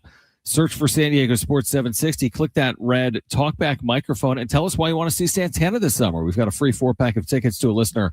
We'll announce that winner coming up on the other side of our next break. So we'll announce that coming up around 4:45 or 4:50 p.m. You still have 15 or 20 minutes to let us know why you want to see Santana this summer, and you'll be eligible to win that 4-pack of tickets. The show is August 11th at the North Island Credit Union Amphitheater.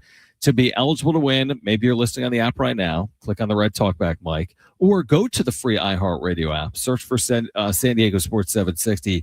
Click the red talkback mic. Tell us your name and why you want to see Santana this summer here in San Diego. So again, Kevin Acee at 5 o'clock. We've got a really busy final hour of the show for you here today, but Kevin joining us live at 5 p.m. with more on the Padres winning yesterday and what's to come tonight behind Michael King. But right now, let's get to this. It's time for the wrap.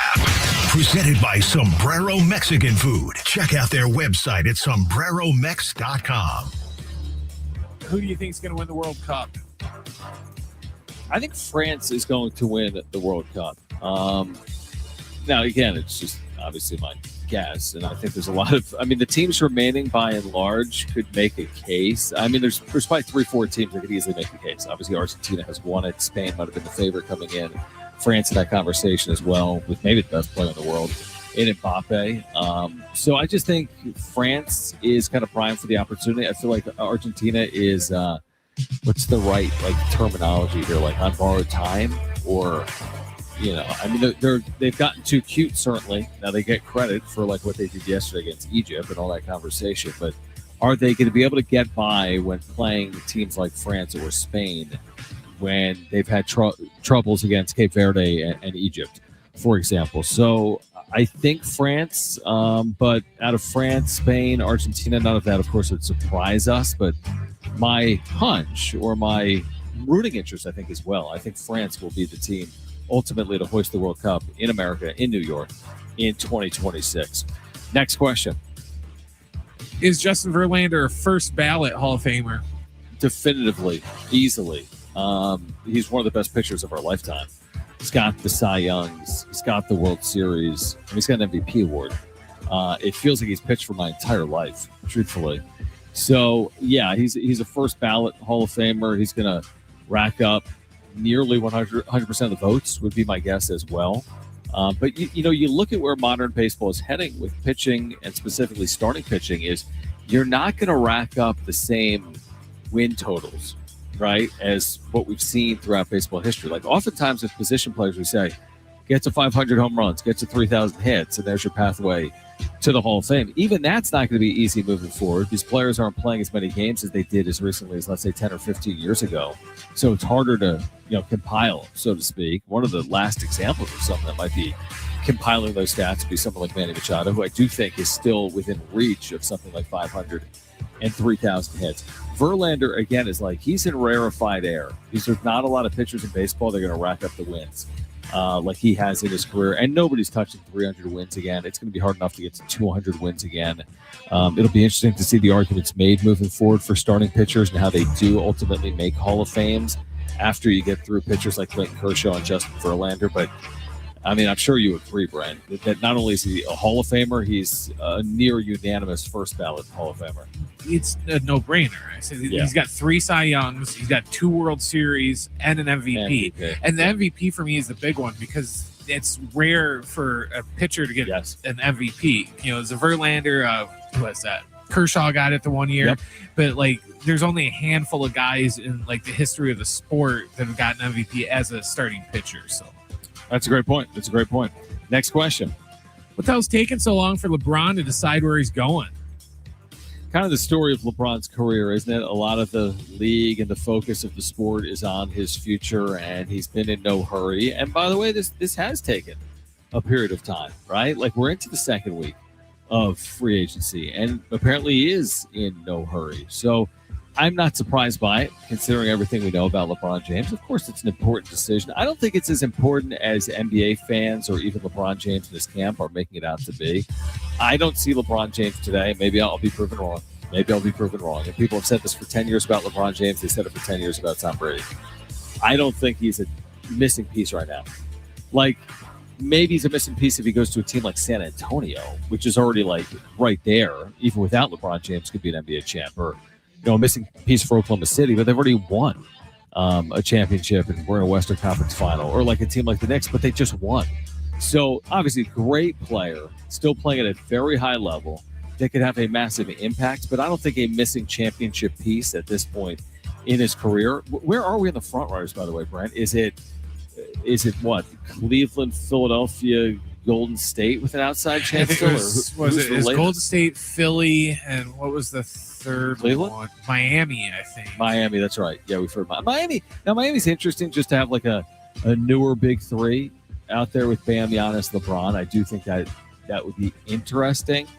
I still wouldn't call them like the prohibitive favorite to win the NBA Finals. In fact, I'd be very surprised if they won the NBA Finals. I know. It's like I told Alan yesterday, it all depends on if LeBron is serious and he is really, all he cares about is winning another ring, and all the other farewell tour stuff is just nonsense, then I think he should go to Philadelphia. Because if you think about their starting lineup, they'll have Maxey, Edgecombe, LeBron, Jaylen Brown, and for at least half the year, they'll have Joel Embiid. So, exactly. If you compare that starting 5 to the starting 5 that they'd have in Golden State, or even if you went down to join Bam and Giannis in Miami, I think Philadelphia is where he should go. Especially they'll be in the East too. So we'll see. I think he should go to Philly, but I think he'll probably end up at Golden State. I do think he should go to the East, to your point, and maybe that's why Miami, Philly, Cleveland are at least in the conversation. I just think it makes more sense to be in the East. I just think the putt is tough, or tougher. I mean, of course it is. It's got to be much tougher in the Western Conference. Final question. What message would it send to the fans if the Padres sold at the trade deadline? See, this is an interesting one, and I'll explain why. Because on one hand, typically selling is seen as like a white flag, both on maybe your now and at least your like short-term future. But on the other hand, like, look at the cards the Padres have been playing, and they've been playing for so long. Would they benefit from smart decisions at the deadline to sell off parts if they got the right returns? Is at least a fair question. You can't be a part of a fire sale, right? That's not, I think, the conversation I would want to have if I were the Padres right now. If I was marketing them, if I was current ownership or the next ownership, or if I was Preller or Stammen, like, I understand that. I don't think that would go over well. Actually, I know it wouldn't go over well, even if it was what was best for the organization. But if you sold the right pieces that were rentals or non-controllable and you got the right pieces back, I do think it's a conversation worth having, and I do think there might be some savviness to it potentially, where you're not fully punting on 2026. Maybe your team can still dig out of the mess that they're in, where right now they're under 500, and you're also maybe enhancing your chances a little bit, or giving yourself a little bit of payroll flexibility in 2027 and replenishing the farm that maybe can help you in 2027, or at the least like 2028. So it's not a conversation we've had a ton in San Diego this decade. Like, they haven't sold off a lot of parts. They've been among the more aggressive teams. They've had some of the better rosters. They've added, obviously, a lot at trade deadlines. But from a messaging perspective, I think depending on how they play, like if the writing is fully on the wall and they remain under 500 and they get to the trade deadline, I think it would be the right decision probably, because you're under 500 at that point with 50 something games to play and you're chasing down the 6th seed and you got to pass over multiple teams. So at that point, like, what would All In say to the fan base? Like, would it say, like, not only are you throwing caution to the wind, like, are you doing it? Like, what is the reasoning to do something like that? Like, is that defendable to do something like that? And that's why this is so interesting. And it's an interesting exercise. Like, selling, is that seen as a white flag? Adding, is that seen as egregious? Do they meet somewhere in the middle and buy a piece or two and sell a piece or two and call it a day potentially as well?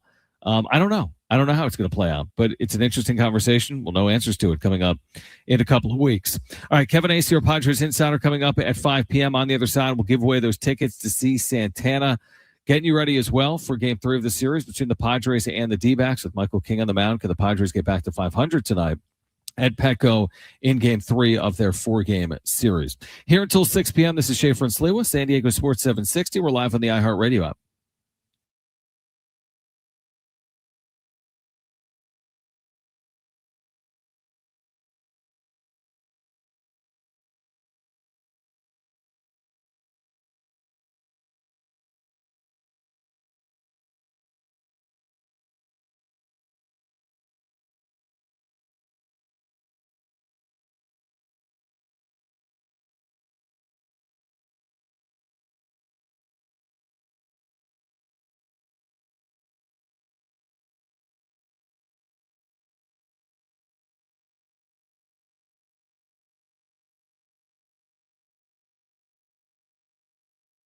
All right, DraftKings is live in all 50 states. Yes, that means you, California. The Cup is down to its final matches. One trophy, one champion. DraftKings has you covered for every single one.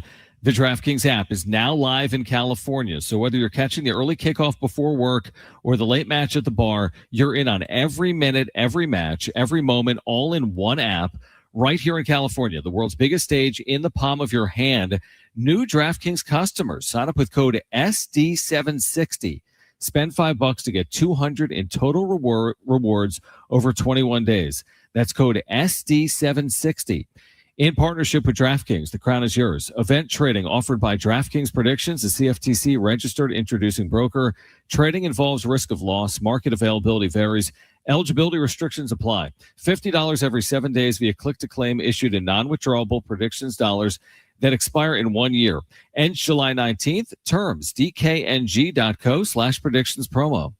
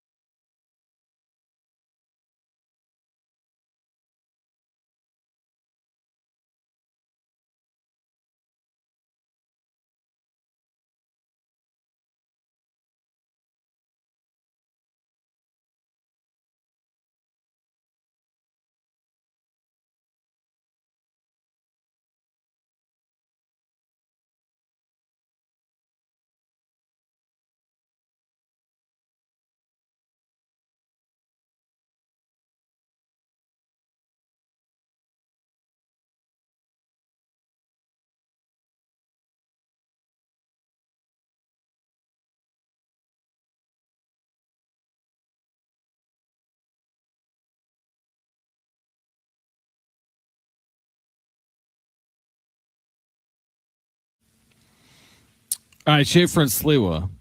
Brent, here's my question for you on air. Do we have a winner for those Santana tickets? Yes. Okay, we do. We do. So why don't we get a drum roll? You can announce the winner because we're giving away Santana tickets at this hour, and we've got our winner that used the talkback mic. So why don't we announce our winner? All right, this is for Santana tickets. All right, today's winner is Jeff from San Diego. Nice. All right, Jeff. Congratulations. You're going to see Santana coming up on August 11th, North Island Credit Union Amphitheater. You're a winner just by using our talkback mic on the iHeartRadio app. And we'll have more tickets to give away later this week. In fact, tomorrow, right here on Schaeffer and Sliwa, you've won a 4-pack of tickets. Santana with the Doobie Brothers, August 11th, North Island Credit Union Amphitheater. Make it a summer of live at the North Island Credit Union Amphitheater. Get 4 lawn tickets for $99, for just $99. Get your friends and grab tickets now at livenation.com. We will hear from Craig Stammen next hour, by the way, before we get out of here, between now and 6 p.m. So Stammen has spoken with the media in anticipation of tonight. Now, there's a lot of interesting things in there, and I want to get to this right now. In looking at the Padres starting lineup, which was just released within the last 10 minutes, there is no Manny Machado in the lineup. Now, according to AJ Cassavell at MLB.com, he was always scheduled to get a day off at some point this week. However, Craig Stammen did say he had x-rays on his foot after he fouled a ball off his foot last night. What's the saying? It applies to this version of the Padres. There is always something. Like, there is truly always something with this version of the Padres. Today, Samad Taylor, their self-proclaimed spark plug, going on the IL. Hopefully just a 10-day IL. It is due to an oblique, though, and that can be problematic. And we've seen obliques go from days to days and days and days. So Taylor, who, he comes up and all of a sudden your offense was playing better, at least for a few weeks. He's on the IL. And now Manny Machado, hopefully only a day, but fouls a pitch off his foot and had x-rays on that foot and is out of the lineup here today. Now, on its face, we know Machado hasn't had the best season of his career. However, he has provided power to this team and has led the team in home runs this season. And they are still looking for the big four or the core four or whatever you want to call it to carry the day. That's what they're still looking for. And we might still be looking for it when the season comes to an end at this pace. It's a little bit like, in the NBA today, you put together, whether it's like a super team or you put together a roster that has all these expensive parts, and then you look up at the end of the year, you're like, they didn't even play together. Like, it's an 80-game season, and this player was injured for 22 games, and this player missed 19 games, and the third player missed 11 games, and when you start doing the sheer math on it, they only played together for 20 of the 80 games, or whatever it is. It's different in terms of, it's not like all season long Toddy and Bogarts and Merrill and Machado have been hurt, but all season long we haven't seen them click at the same time. I do think that's a fair thing to say about the Padres and that key group. And it's not just the key group. I mean, by and large, their offense just hasn't collectively clicked. You've had week-long stretches where Samad Taylor has played very well, but someone else has performed poorly, and so on and so forth. You've had stretches where Miguel Andujar carried the day. But then you've had stretches where he hasn't looked the part. Same could be said, obviously, for like a Gavin Sheets so far this year. You had Luis Campusano playing well, and then he goes on the IL. So there's just been a lack of steadiness and consistency everywhere with this team this year. And the blame game we've played all year, all season long, from the way the roster was put together with the front office under Preller, with the way the money was spent in this past offseason or off seasons before it, to just their lack of performance. Like, I can blame whoever I want to blame, but at the end of the day, if Manny Machado is going to have a sub 700 OPS, and same with Xander Bogaerts and Jackson Merrill, and even a Tatis who has played well. Like, I think if you're just watching, as we all are, he's played well, hasn't he? He hasn't played poorly. I don't know if he's been out of his mind, but it seems like he's been very consistent. Like, when I watch him play, I think I'm looking at a 300 hitter, honestly. Like, I think I'm looking at a 300 kind of all fields hitter. He's been hitting for more like gap to gap power or more doubles in there. Even he's had some more home runs. You're thinking, okay, maybe he's going to be a guy that hits 295 with an 800 OPS. Like, that's what my eyes are kind of telling me over the last month or so. But no, it still hasn't fully turned over. He's hitting 281, good batting average, especially on this team. Very good batting average for whatever it's worth. And his OPS is good at 726, but it's not good for him. And it's not what's needed from him. Because if the best player from that group of four, with Fernando Tatis Jr.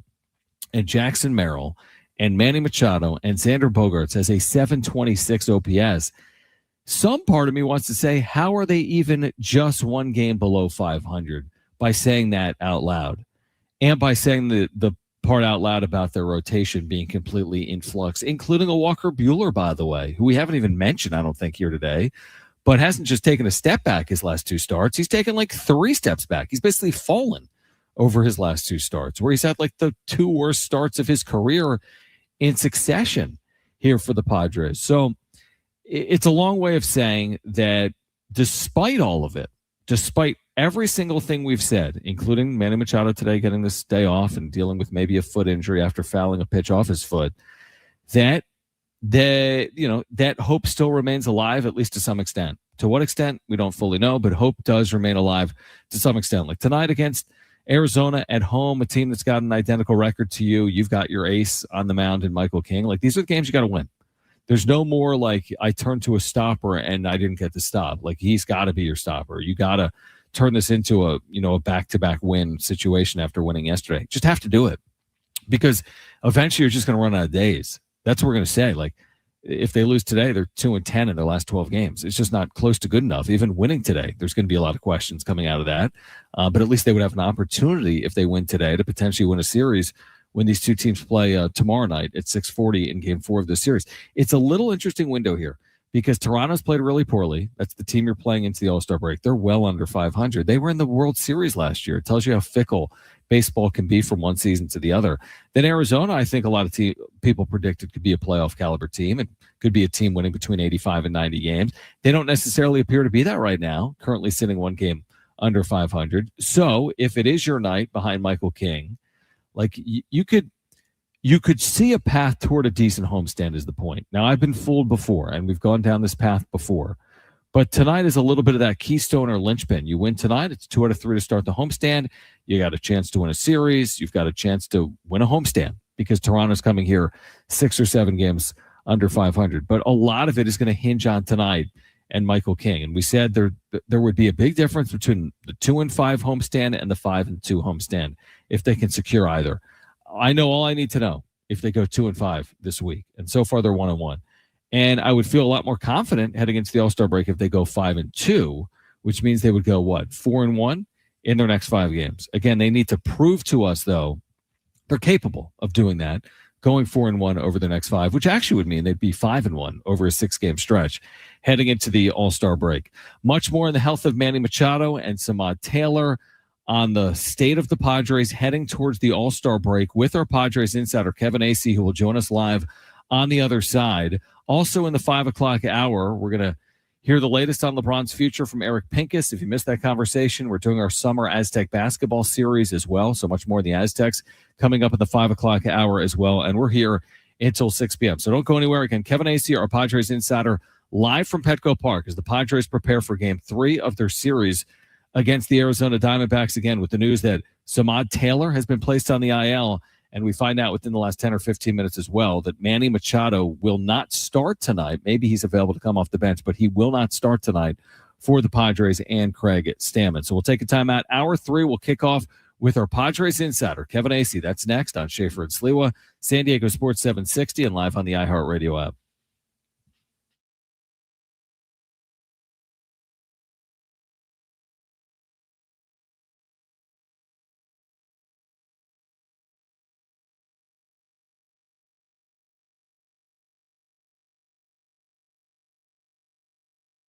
In 3,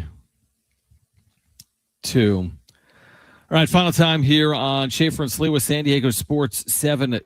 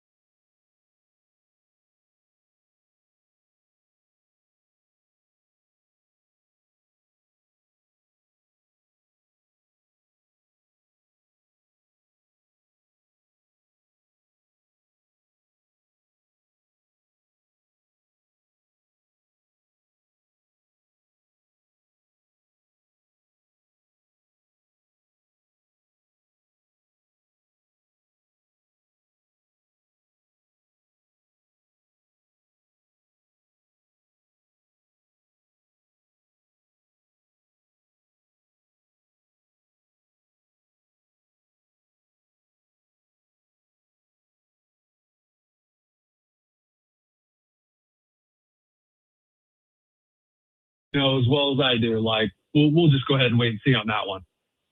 All right, Kevin Acee is our Padres insider.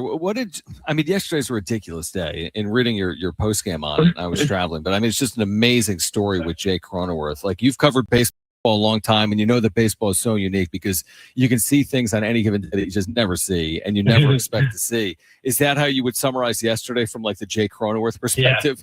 Yeah. You just don't know. My favorite part of this job is that for 8 months I lived Groundhog Day. It's the same thing day after day. And you never know what you're going to see when you go to the ballpark. It's like this incredible combination of what's going to shock me today. Oh boy, it's the same thing. What day is it? Same thing. And then it's just the beauty of it too. Like, really? Like, well, first off, once you get past, the first thing that anyone thinks of is he gets hit in the head, in the face, and you're like, uh-oh, last time he got hit in the jaw, and it like ended up being like this really severe concussion. Okay, so he's okay. Okay, well, is he going to play? Okay, he's going to play. Oh, he makes an error in the first inning. Oh, geez, man, what's going on here? And then he hits a 3-run homer. I mean, that was just absolutely phenomenal. And you know what? He's been swinging the bat better, and everyone should be happy about that. Yeah, it is encouraging. It's something that one of the issues, the primary issue has been the lack of consistency everywhere, whether it's starting pitching, offensively. There'll be a moment in time. Let's use pitching last night as an example. Obviously, German Marquez, I mean, within a game, has a first inning where it's like, are you even going to get an out or get out of this inning? And he gives you 5 innings. When you look at, let's use it from a starting pitching perspective. It's one thing to get a good start. They've had it from someone like JP Sears or even German Marquez. I think the question, and it's a completely fair one, and the reason for skepticism is like, is this replicatable? Yeah. What we've seen from Sears recently, what we saw from Marquez yesterday, is there a belief that this can be done over and over and over again over the last 7 games? I don't see how there could be that belief, that confidence. Now, the Padres, to some extent, have to have that belief because help isn't coming right now. And in fact, like, the guys that are here are the ones that have to prove that they're good enough for help to come. So listen, there was a time like 2 weeks ago where they went like 4 out of 5 games, they got a decent start. I forget what the metric was. It was at least 5 innings and maybe 1 or 2 runs. And that was this break in a horrible stretch. And it was like, okay, all right, maybe 4 guys. Okay. And then boom, went on this run where now I think it's 14 games and there's been 3 guys who have, at the end of the day, given you 5 innings and like 2 or 3 or fewer runs, like even just keeping you in the game. That's it. So 11 games where basically you could say the starter screwed you. And so I don't see how you could have any faith right now that this team is going to get the requisite number of victories to make the playoffs. And in the short term, somebody's going to have to be, I mean, Sears and Marquez and King are going to have to be what they've been in their last starts. And that's exactly the question you're asking. Like, okay, they did it in their last starts. Can they do it again and again? And then one more time, please. When you get to an all-star break, because you've been covering the Padres for a while, like sometimes you get to a break and maybe a team's playing well and it's like, hey, we actually kind of want to play through it. Other teams get to a break. It's almost like you've been saved by a bell, right? Like in boxing, or maybe you could get healthier as a team because of the all-star break. I guess my question is this. Does it feel as if, and I think most Major League Baseball teams are hoping to get to an all-star break and get those days off, but does it feel as if they almost require the all-star break at this point? Yes. Yes, to be able to reset. I don't exactly even know what that means. It's not like you can, I don't even know like what starting pitchers you line up that you feel really good out coming out of the break. But yes, to get a breather and come back and hope that, and sometimes this does work. It's just a new start. Boom. Okay. At this point, anything. But yeah, this team definitely. Now, they win the next 5. That means they go in on a 6-game winning streak. That'll definitely be the topic of conversation on Sunday. Oh, man, that is a tough time for a break. But I'll bet you this, and I bet you anything, that they'll also say, no, we need this break.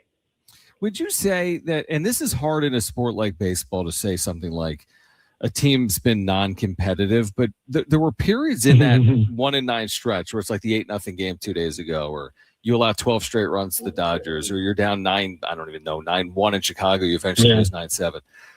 Would you call that non-competitive, or would you just say there's not enough firepower. It's everything we've discussed. The starting pitching is a liability. The offense hasn't been good enough, and it's just playing out in real time.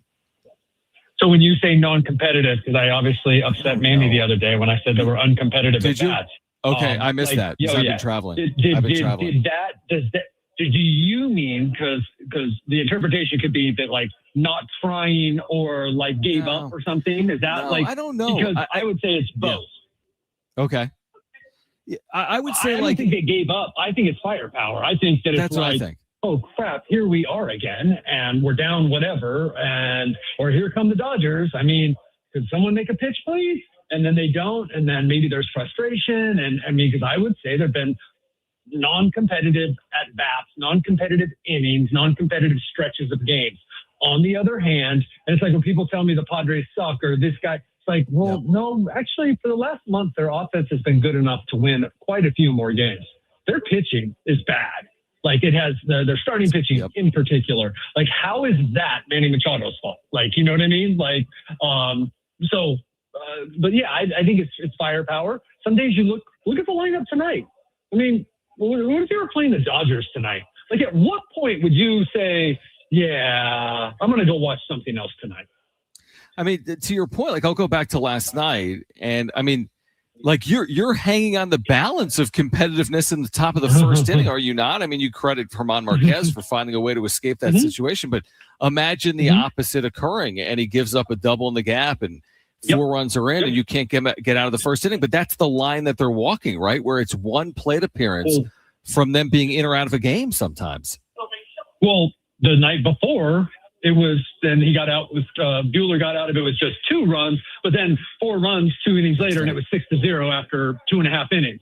So that's what, when Randy Vasquez couldn't get out of a couple innings. So and we've seen opposing pitchers do what German Marquez did last night. That's why what German Marquez did last night, 5 innings, 1 run after that first inning. And, hey, I watched that play over like 4 or 5 times. Sungmun Song made a really nice play, to double up on the line drive by Arenado to help him get out of it. I mean, that's what you need. And that's something that wasn't happening for the Padres. And in no way am I making an excuse for them. I'm saying that not only have they played poorly, not have good players, but they were not getting those plays. In the even longer than the 9 losses in 10 games, that hit by Arenado, if you remember last night, it was like this soft line drive up the middle, would have been 4 feet to the left and no one catches it. I forget where Xander was, or 4 feet to the right and no one catches it. And you're like, wait a minute, a 74-mile-an-hour line drive is going to keep this inning going and score 2 more runs. And but that happened over and over and over. It was like a storm of bad play, bad luck, bad pitching, bad hitting. It was a storm of it. Maybe this is what they've been talking about, at least. Maybe things are starting to turn. I would still say to you, okay, but holy smokes, you're going to need a lot of that because your starting pitching just isn't deep at all. To that end, and you hear what Craig Stammen says so often, do you feel as if when you hear what he says publicly, they're almost at a loss at times? It's not as simple as just saying we're going to, I've heard so often, hey, we'll go about it again tomorrow. We'll put this one behind us. We'll move forward. But it's almost like they don't have the true answer. The true answer being the rotation hasn't been near good enough. The offense hasn't been near good enough. And without going outside and finding help, we might be looking at just ultimately who they are. The thing I respect about these guys and professionals at their level, yes, the answer to your question is yes. They don't have it, right?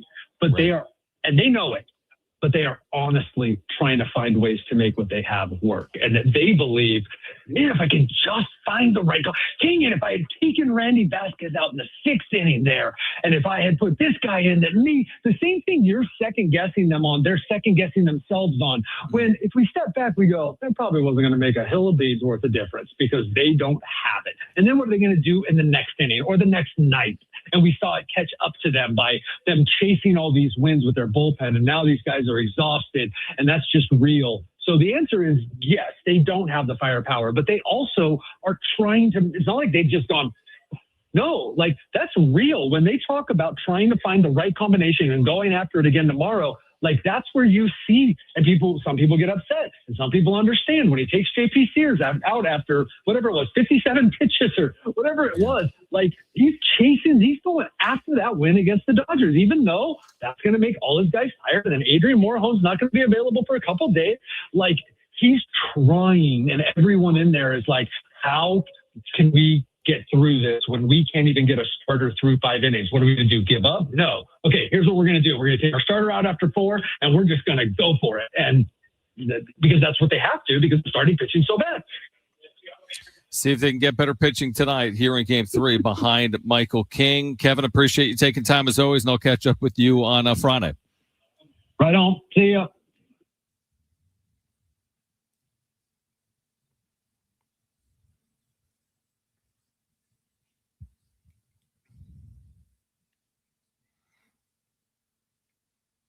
Eric Pincus from Bleacher Report on the other side. The latest with LeBron James' future. Stay with us on Schaeffer and Sliwa.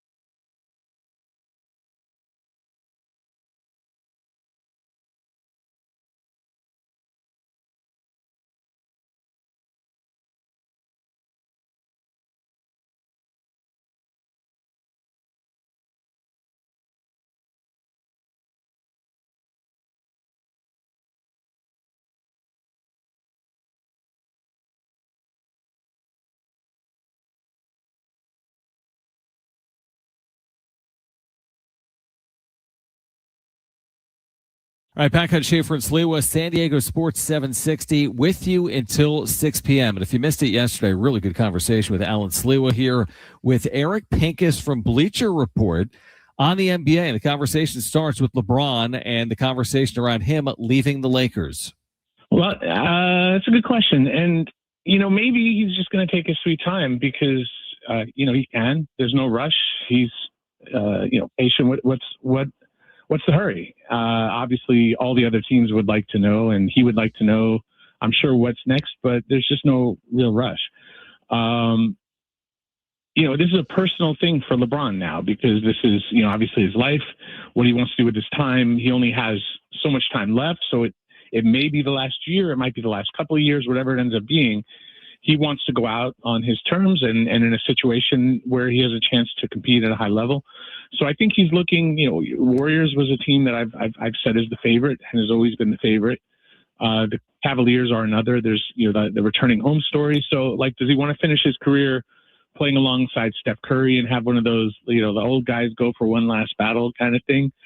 It's a great story. Going back home, finishing there. Great story. That's a team that could compete in the East. Already was the second best team in that conference in terms of how far they got. The Sixers went for Jaylen Brown and pair up with Embiid and then Tyrese Maxey. Maxey's on Clutch Sports, same agency as LeBron. I could come up with more. Go play with AD in Washington. Some of those are far fetched, like AD in Washington, but he can go wherever he wants. But it definitely is not going to be the Lakers.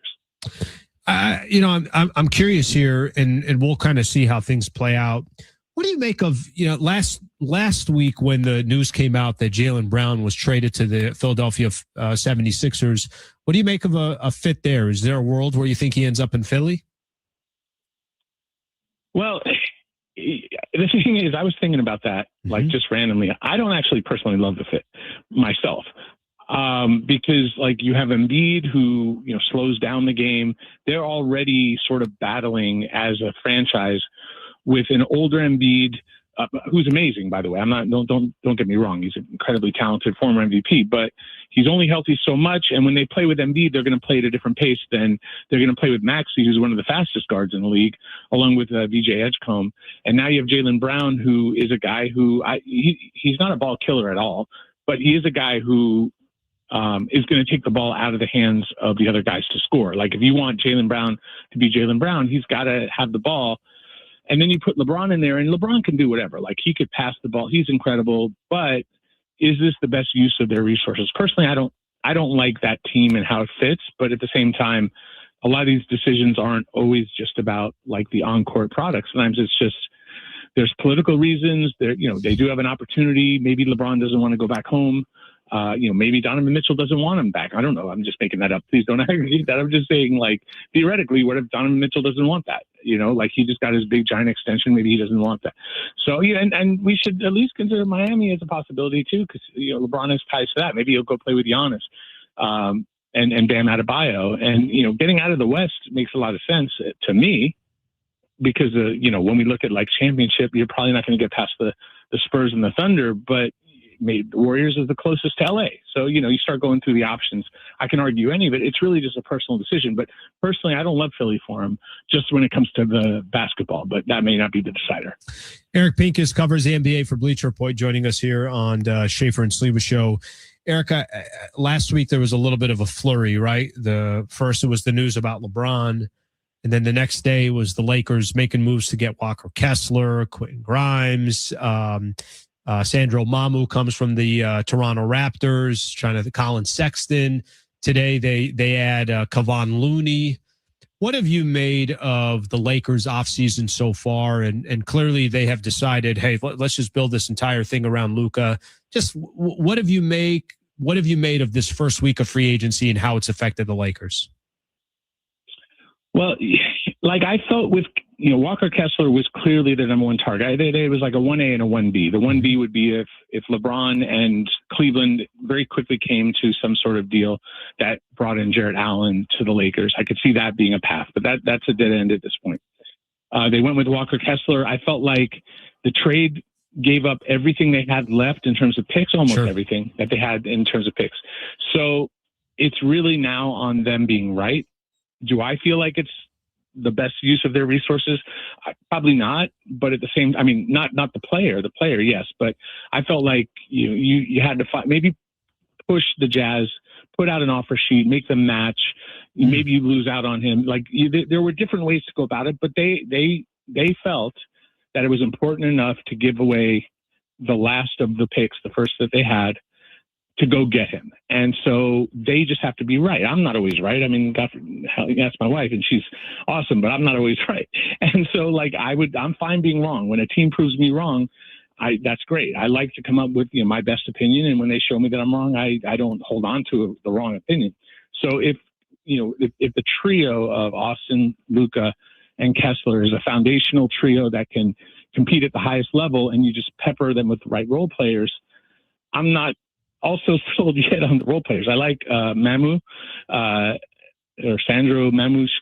I gotta practice that. Man. Sligo Mamu. We make it easy on everybody. Yep. So I like him for that. That was a fit that I had targeted for them as in writing, saying that's a really good offensive fit for Luka and Austin, because you have a big guy who can make decisions.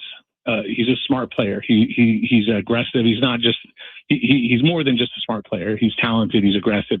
He's a big dude. He plays hard. He plays, aggressively, but he's also someone you could get the ball to when the guards are trapped or when there's blitzes. You basically, if you watch the Warriors, what Draymond Green does. Now he's not at that level, but Draymond gets the ball and can make a decision and make the right play. I think they'll run a lot of that kind of offense. He's not a defender though. And then Looney is actually, out of the players available, I actually like him as a role player for them. I think he's a good fit because they're literally just going with a guy who has championship experience, playing defense, setting screens, all the things that you need to do on a winning team, which is really kind of what they lack across the roster. Grimes is a good get as a combo guard to back. You do need a very capable combo guard in addition to Luka and Austin. That's your third guard. And he may start at small forward, or Luka might be, who knows how they position it, but it might be a 3-guard starting group. And Sexton is a good scorer, good shooter. Not sure he defends well enough. I'd rather a little bit more defense at that position. They lost DeAndre Ayton, replaced him with whatever. Like, it is what it is. I don't know that Hardy is needed. Maybe he gets moved. I've heard, and I think we've all heard, that they're trying to target Jonathan Kuminga. And so to do that, they would have to make some trades. So that could be Dalton Connect. It could be Jake LaRavia. It could be Hardy repackaged, or it could be Vanderbilt. And it could involve their picks, the remaining seconds that they have. They do have a first swap, one left. I don't know what they're going to end up doing, but there's certainly that feasibility that they add one more piece, because they are short, in my mind, a starting forward. And I agree with you. If Kuminga's that, if Kuminga's that, I don't know that he's, like, if I were to draw up the perfect player, he's probably not that, but there's very few perfect players. But he is a talented young guy who has lottery talent and hasn't found the exact right fit for whatever reason. And I don't think he hurts the team. I think he's at least interesting. I would need to see what JJ Redick as a coach can come up with that combination of players. I'm not sold on it, but Lakers shouldn't be trying to sell anybody right now in July. The time to sell the fans is when you're in the playoffs and you're competing for the second round, third round. Like, they have a long way to go before they have to really be the finished product. Early signs, they have a long way to go, but I'm glad they pivoted from LeBron. It was the right thing to do. Yeah, that's what I was going to ask. I'm going to lob one more Laker question at you, and then I got one Clipper question for you as well. But staying with the Lakers, whether these are all the right moves or it's not, we'll have to wait and find out. I do think if they can get Jonathan Kuminga as the final piece, if you want to call it that, for the offseason, then you cannot argue that they didn't get younger, quicker, more athletic. And doesn't mean it's going to work, but clearly they went a different route. Were you surprised how definitive and how quick the front office decided whatever we've been doing these last couple of years is not going to work? And that included Rui Hachimura, and that included, some other players that have had success with the Lakers. Were you surprised the kind of the drastic pivot here? No, I mean, they haven't paid to keep many role players historically. They just, guys come and go, and they they prioritize, at least from my point of view, the stars. And I'm not saying it's right or wrong, but they commit to the stars. It was LeBron and AD, and then it was, LeBron, Luka, Austin. Like, these are the important pieces, and everybody else has been, shuffled in and out. They didn't keep Alex Caruso. Like, you start going down the list of important role players through time that they didn't keep. It's a long list. So, I thought that they would keep Kennard because of what he does as a shooter and as like a ball handler, as like a guy off the bench. So that was the one guy I thought, like they would either go Smart or replace him. I had heard Grimes was a possibility. So if Grimes was happening, Smart wasn't going to happen. So that wasn't a surprise. I personally would have liked to have seen Rui there because they gave up a lot of shooting, but it was going to be Rui or Mamu, and it was probably not going to be both. Again, I'm not the one making the decisions. I felt like probably finding a hybrid of what they did, and keeping some of the continuity. I wrote up on Bleacher Report, some A's here, A-, B+, but the continuity is like it's like a D or something like that, or a D-, because you have a team that was like, one of the last teams standing in the West, and admittedly not like at the highest, level of the Spurs and the Thunder, and they didn't have Luka, but you were pretty dang good. And so they're like, and I respect it. They're saying we got to take a potential step back to be better long term. I don't have a problem with that. I don't know if I would do the exact same combination of players that they did, but I respect the direction. Eric, great stuff, brother. Thank you for coming on, and appreciate your time as always. All right. All right. Anytime. Thanks for having me. That was Eric Pincus from Bleacher Report with Alan Sliwa. Really good conversation.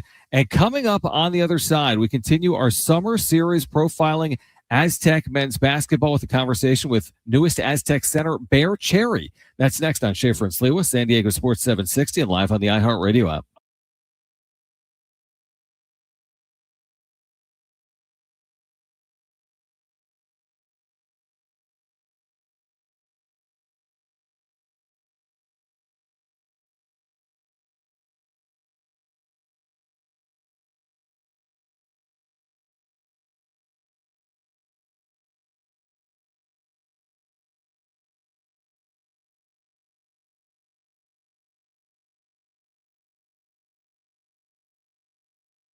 All right, DraftKings is live in all 50 states. Yes, that means you, California. The Cup is down to its final matches. One trophy, one champion. DraftKings has you covered for every single one.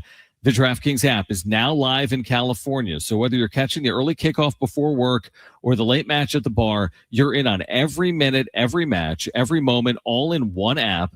Right here in California, the world's biggest stage in the palm of your hand. New DraftKings customers sign up with code SD760. Spend $5 to get $200 in total rewards over 21 days. That's code SD760. In partnership with DraftKings, the crown is yours. Event trading offered by DraftKings Predictions, a CFTC registered introducing broker. Trading involves risk of loss. Market availability varies. Eligibility restrictions apply. $50 every 7 days via click-to-claim issued in non-withdrawable predictions dollars that expire in 1 year. Ends July 19th. Terms, dkng.co/predictions promo.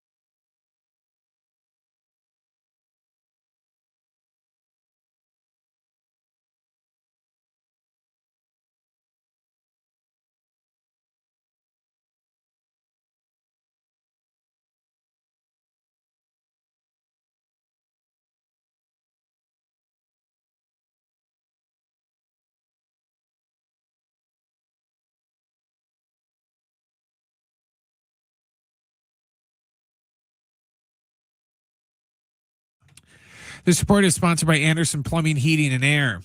The Padres and Diamondbacks are getting set for Game 3 of their series tonight down at Petco. It's going to be Jose Cabrera going for Arizona and Michael King going for the Padres. First pitch tonight is at 7 o'clock because the game is on ESPN. In other baseball news, Justin Verlander has announced that he is going to retire at the end of the season. Verlander, who is currently at 266 wins, also has 3 Cy Youngs, 2 World Series championships, and an MVP award, and will undoubtedly be a Hall of Famer. Choosing the right home service company isn't just about fixing what's broken. It's about trusting who's in your home. That's why homeowners count on Anderson for friendly professional service that keeps everything running right. Visit AndersonPHA.com.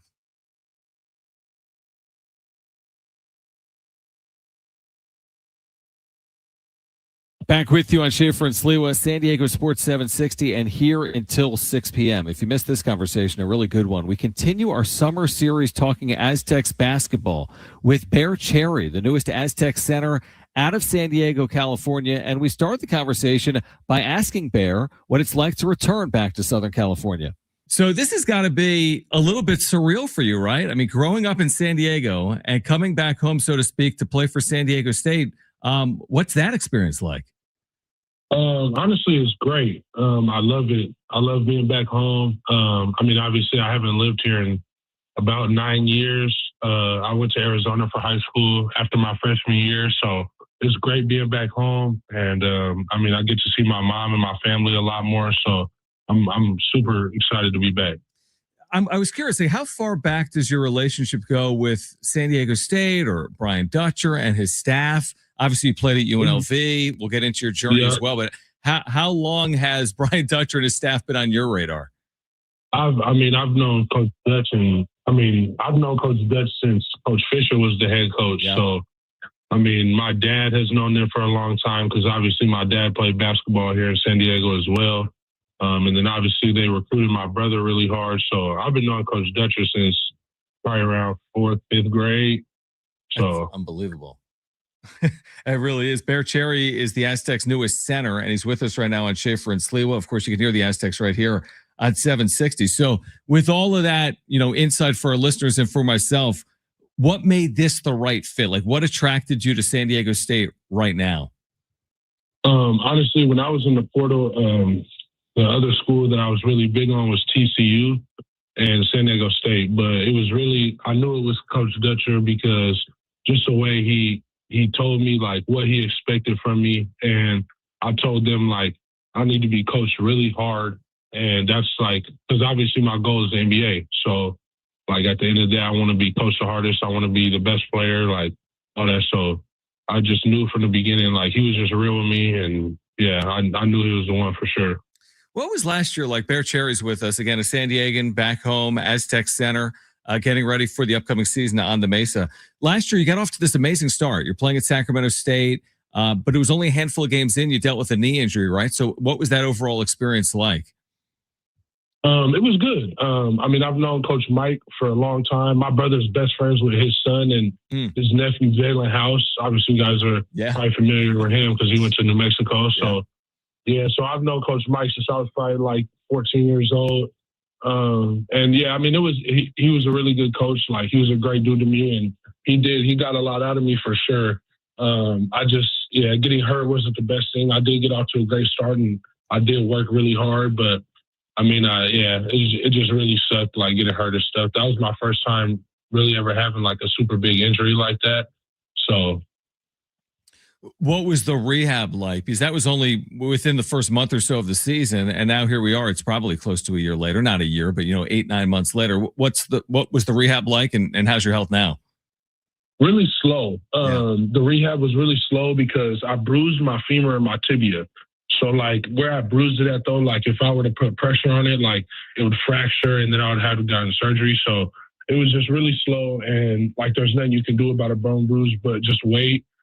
So it was just, really slow. And then once I started to get back walking and stuff, it was really just, like, getting my strength back right and all that. So, but no, it's perfectly fine now. I don't even remember, like, what it felt like being injured. Like, I don't even notice anymore. So, but yeah, it was just really slow and stuff like that. But I just had to remember that, God has a plan for everybody, and I can't duck it. So. It's great to hear you're on the other side of it. Again, Bear Cherry with us right now at Schaeffer and Sliwa, San Diego Sports 760. Correct me if I'm wrong. Wasn't Shaquille O'Neal the general manager at Sac State? Yes. So he was. Did you have interactions with him? I mean, you talk about one center that had quite a career in the NBA. What type of interactions, if any, did you have with Shaq? Yeah, he was there quite a bit in the summer.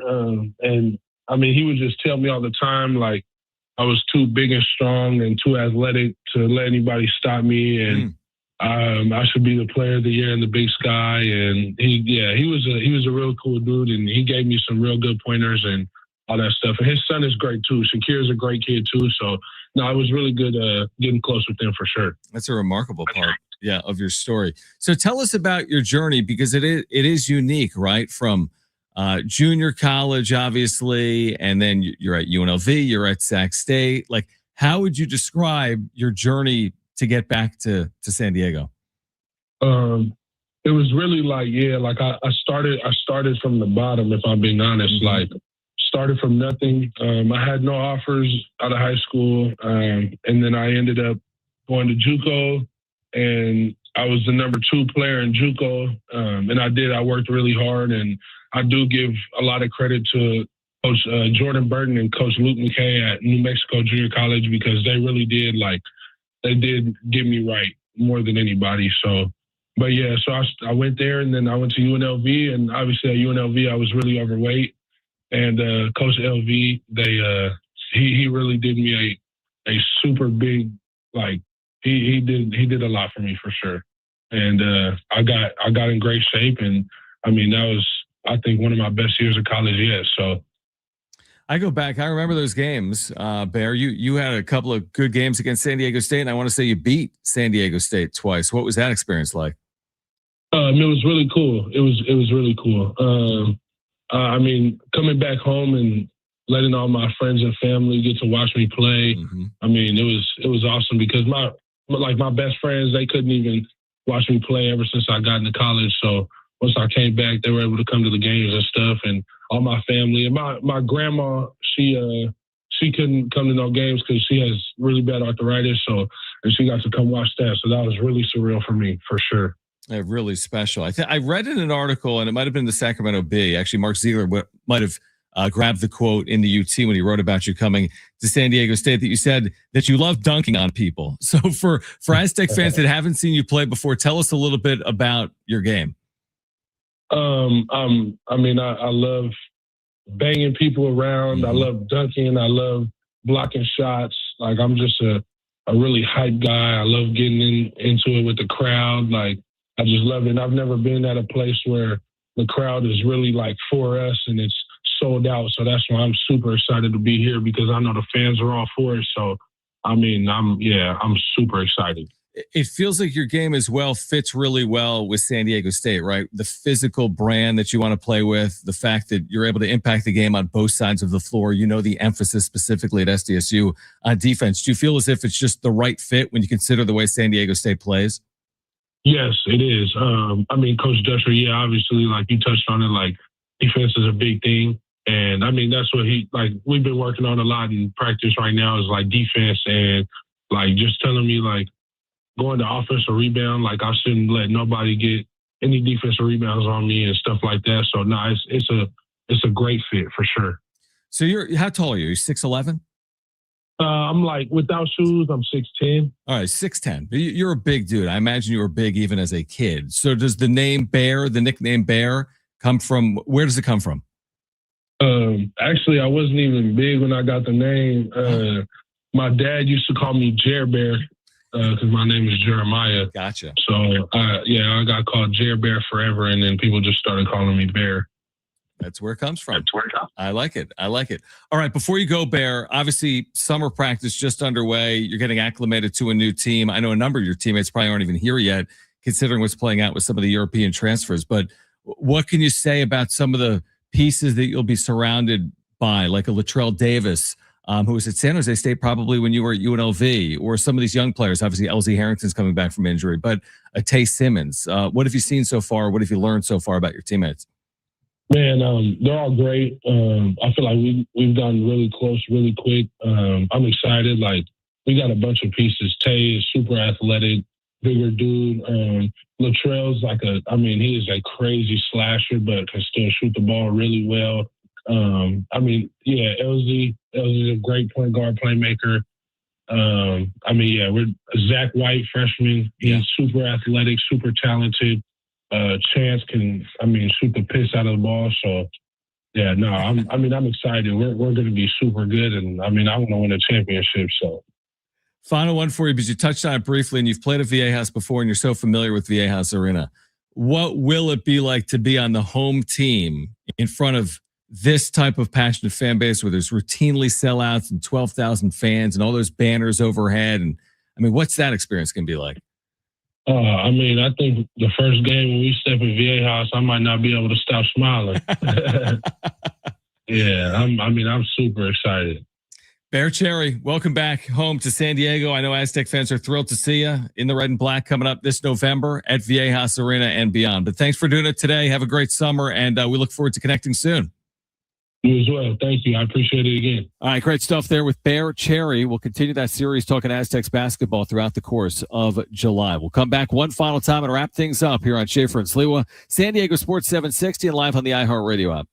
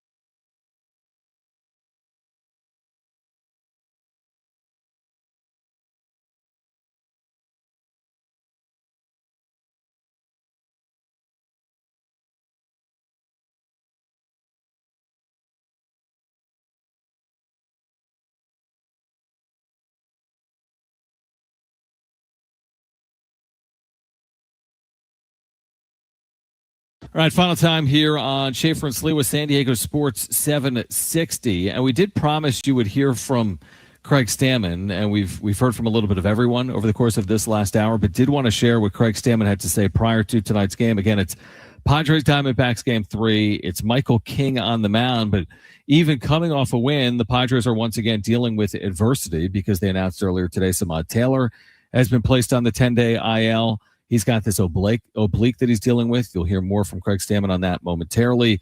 Luis Rengifo, the Major League veteran infielder, has been recalled, so he's up from AAA. And then we learn as well that Manny Machado, and you'll hear more on that coming up in a moment, Manny Machado is not going to start here tonight.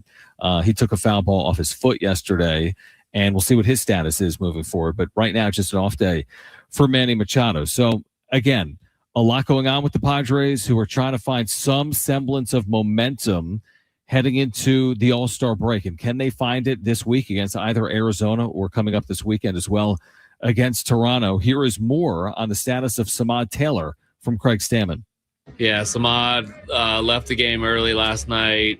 I don't know if you saw the swing he took. Had some pain in his right abdomen, oblique, so he's got a right oblique strain. And Rengifo, we just signed him, a week ago and got him out here, and he's been performing well in AAA. Excited to have him on the squad. They're a bit of different players. Taylor, an outfielder. Rengifo's been more of an infielder in his career, has played a little bit of outfield. What do you envision Rengifo's role being? Yeah, switch hitting, utility, can play the outfield, can play the infield, just kind of fit in. Good pinch hit option for us. Been in the big leagues for a while, so brings a little bit of experience, but, glad to have him on the roster.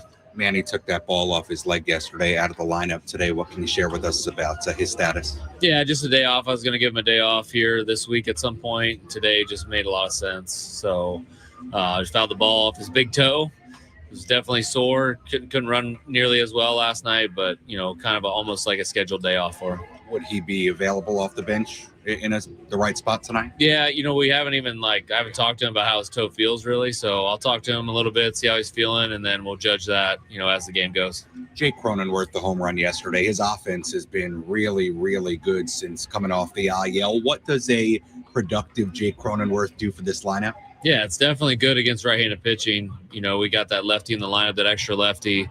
It gives a quality at bat every time. We know when Jake gets hot, he's a big part of our offense. And, so far we get him going, we can score some runs. All right, so interesting stuff there. Again, the health has become a significant talking point right now for the Padres. And maybe that's just what happens over the course of 162. I think most teams are dealing with a lot of things this time of year, but it's more evident when you're not playing well, isn't it?